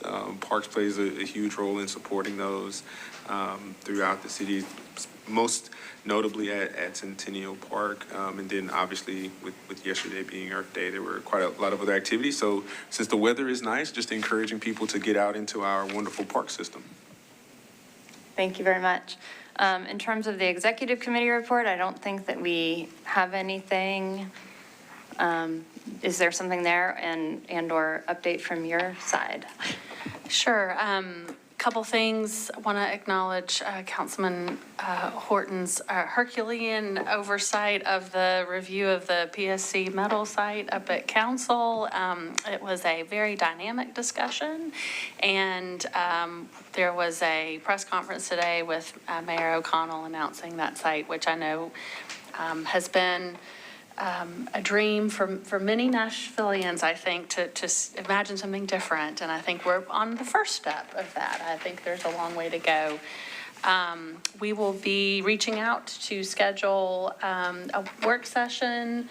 And so we'll be in touch on that, on some conservation work, as well as the DNDS, which is a growth-oriented project, or I'll say growth management.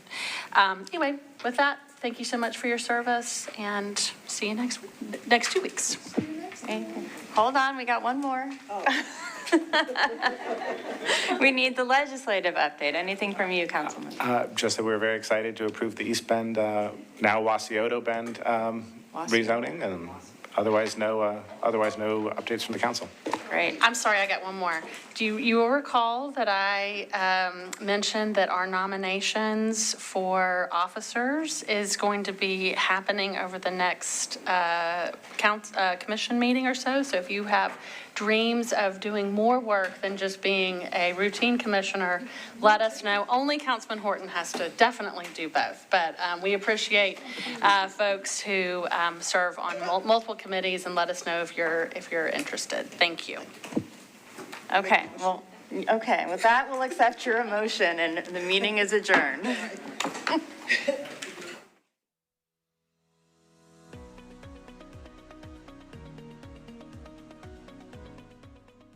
This has been a service of the Metro Nashville Network.